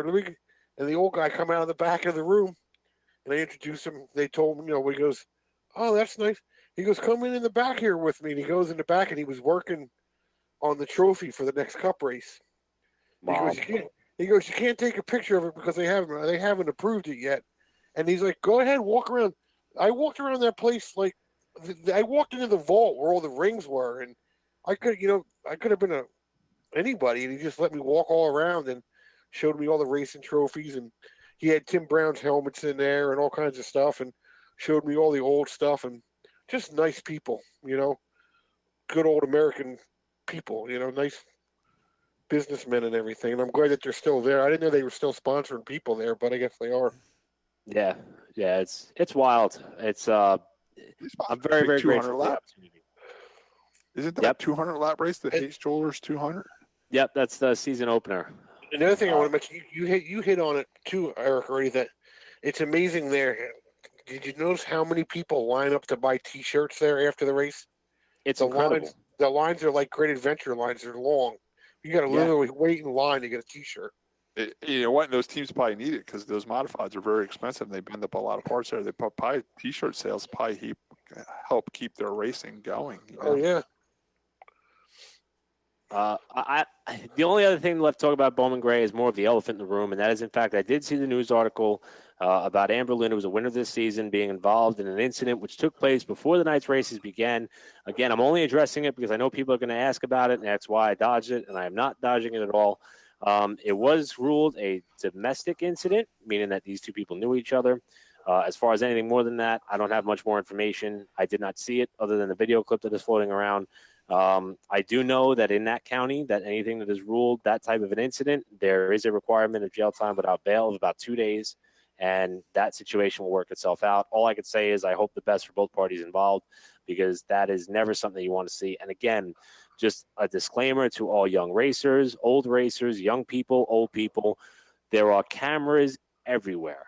Just make sure that whatever you do, you are rational, responsible, just like Scott Rigman was talking about earlier.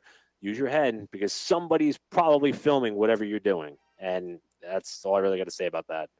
Well, was it a racing What brought to the I think it fisticuffs? was more like a personal issue. I heard Yeah, it it was seemed like a ex-boyfriend personal- or It had nothing to fiance do or with something. racing, or just something that spilled over at the Just racetrack. before races even started, right, Eric? Yeah, I know they have an early morning practice, which not everybody takes part in, and then they have the afternoon practice, which is pretty much like one session before you get set to go out. And a lot of the divisions don't even qualify. A lot of it's just set up by draw, or so this was before they even hit the track for that second practice, which usually takes place around like 6 o'clock. 6 o'clock is the practice that begins when people start rolling in. So it was before that. I mean, this was like probably about 3:30, 4 o'clock. Eric, now, you just mentioned what the legal penalty was for her. She has to spend 48 hours in jail. Do you think the track will do anything to her?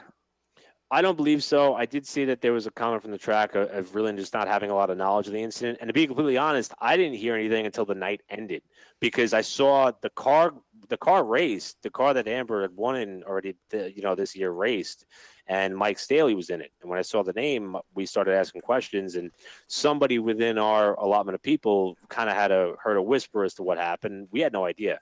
I don't think anybody knew. So I think that's just one of those, especially because it wasn't something that happened out on the track.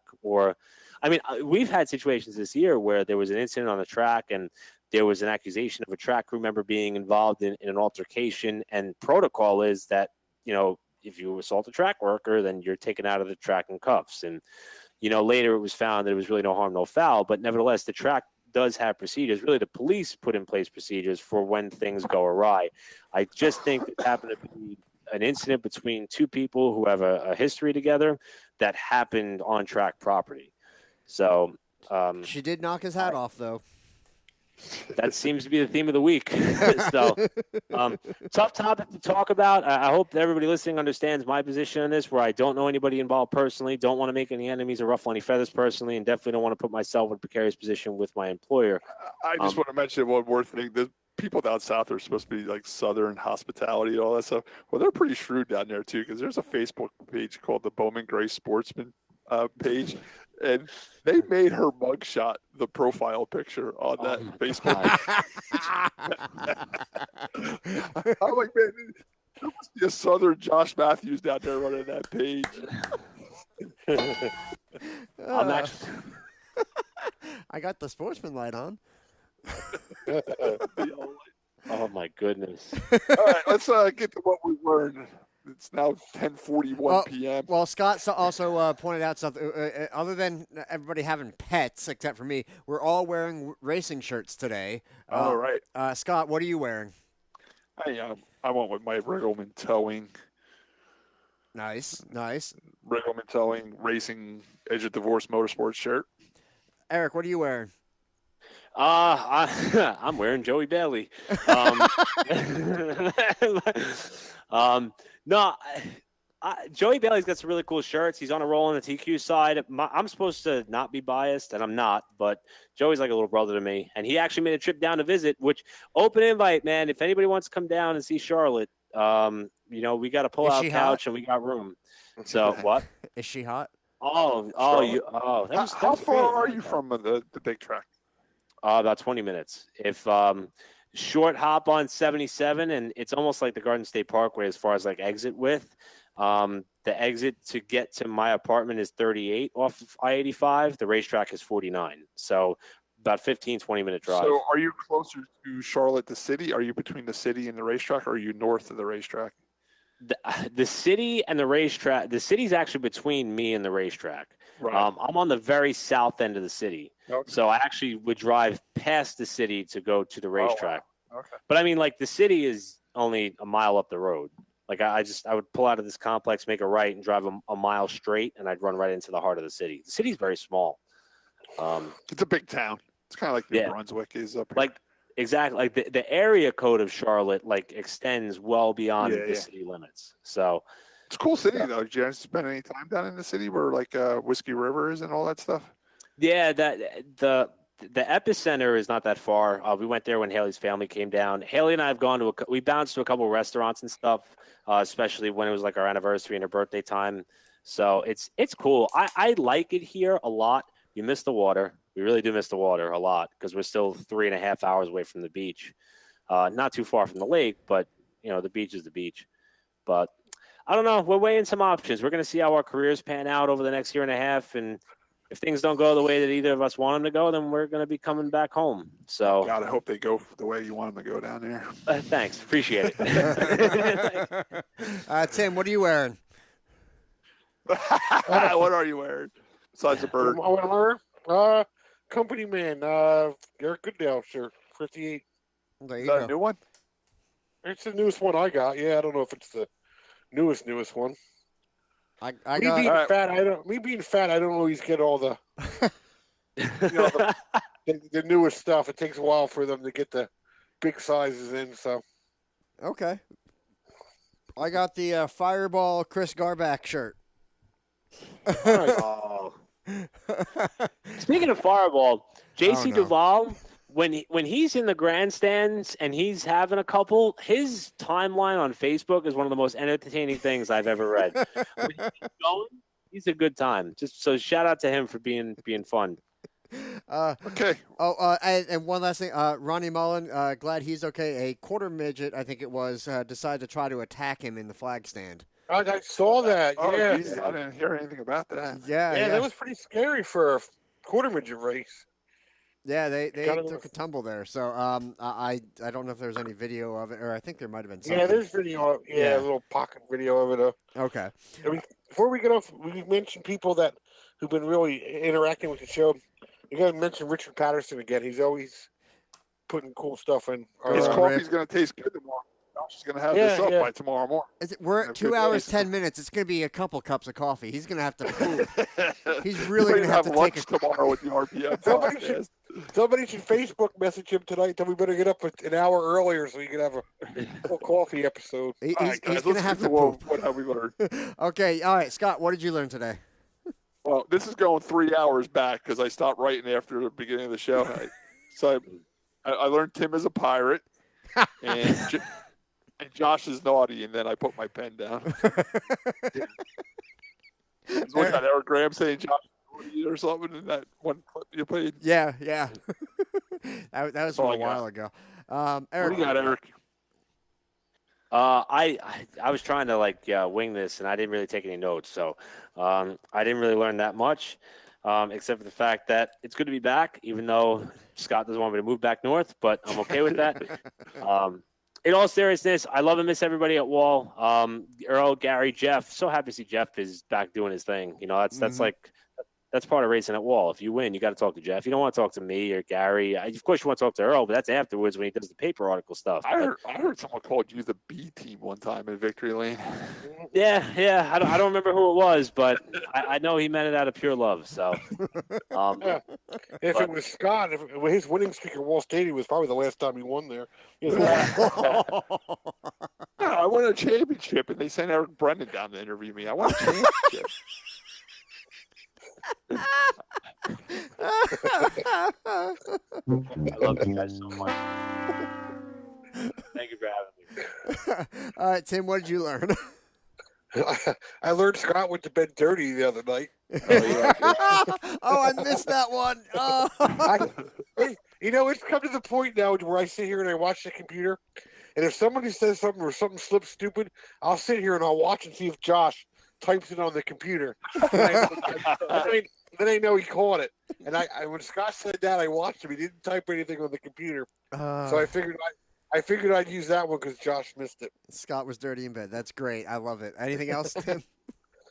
No, that's good. It's late enough. We'll let you go with that. All right. So today I learned that it was the first time for Kurt to be on top of Kyle. I learned that Kyle Busch may be joining the Area 51 invasion. I learned that if you lose your wallet around Eric, you will get it back, but without the original contents. I learned that Scott says Scott says you should punch the girl's father. I learned that Newgarden tapped it. No, the girl's husband, the kid's father. Okay, sorry. Newgarden tapped it in the same place he stuffed it last year. I learned that at Bowman Gray you can get a lady for $2, and that Eric is wearing Joey Bailey. I am. I'm wearing it proud. Let's put that out there. If anybody wants us to wear their racing shirt on the RPM podcast, go ahead and send them in or give them to us. Oh, and I did want to mention that to Teresa Collins. She didn't race Saturday, but she was walking around wearing an RPM podcast T-shirt. So thank you, Teresa. That's awesome. Love you, girl. I have a lot of people ask for stickers. I know we've had this conversation before. Yeah, we gotta get stickers. Sam. We gotta get. Sam, where are you? I haven't even heard from him. I don't know if he's dead or not. I feel bad. As far as the Area 51 goes, if you're dumb enough to go on an Army base or Air Force base, you deserve to be shot. I don't care who's president. I don't care who's president or 1,000 people storming that. They might outnumber them. It might work. shit. They got stealth bombers in there, dude. What are you kidding? When they call in the airstrike, you're screwed. They got aliens in there. Who cares about what kind of guns they got? The aliens. They moved the aliens out of there a long time ago. All right, guys, I'm getting off. My favorite meme so far was that if aliens were there, Trump would have already tweeted about how our planet is better than theirs. Of course. The aliens were there. They're not there anymore. God. All right. A little birdie told him. Take us out, Eric, please. I love you guys. Great to be back. I got a new job now, so schedule should be a little more normal, except I'm going to Disney in 2 weeks, but hopefully I'll be back next week. Thank you guys for having me back. I love you all with open arms. On behalf of Scott Riggleman, Tim Riggleman, producer Josh Matthews, I'm Eric Brennan. Thank you all for being loyal listeners. Love you. And remember to, you guys say it, go to wall. Go to wall. Go to wall. Go to wall.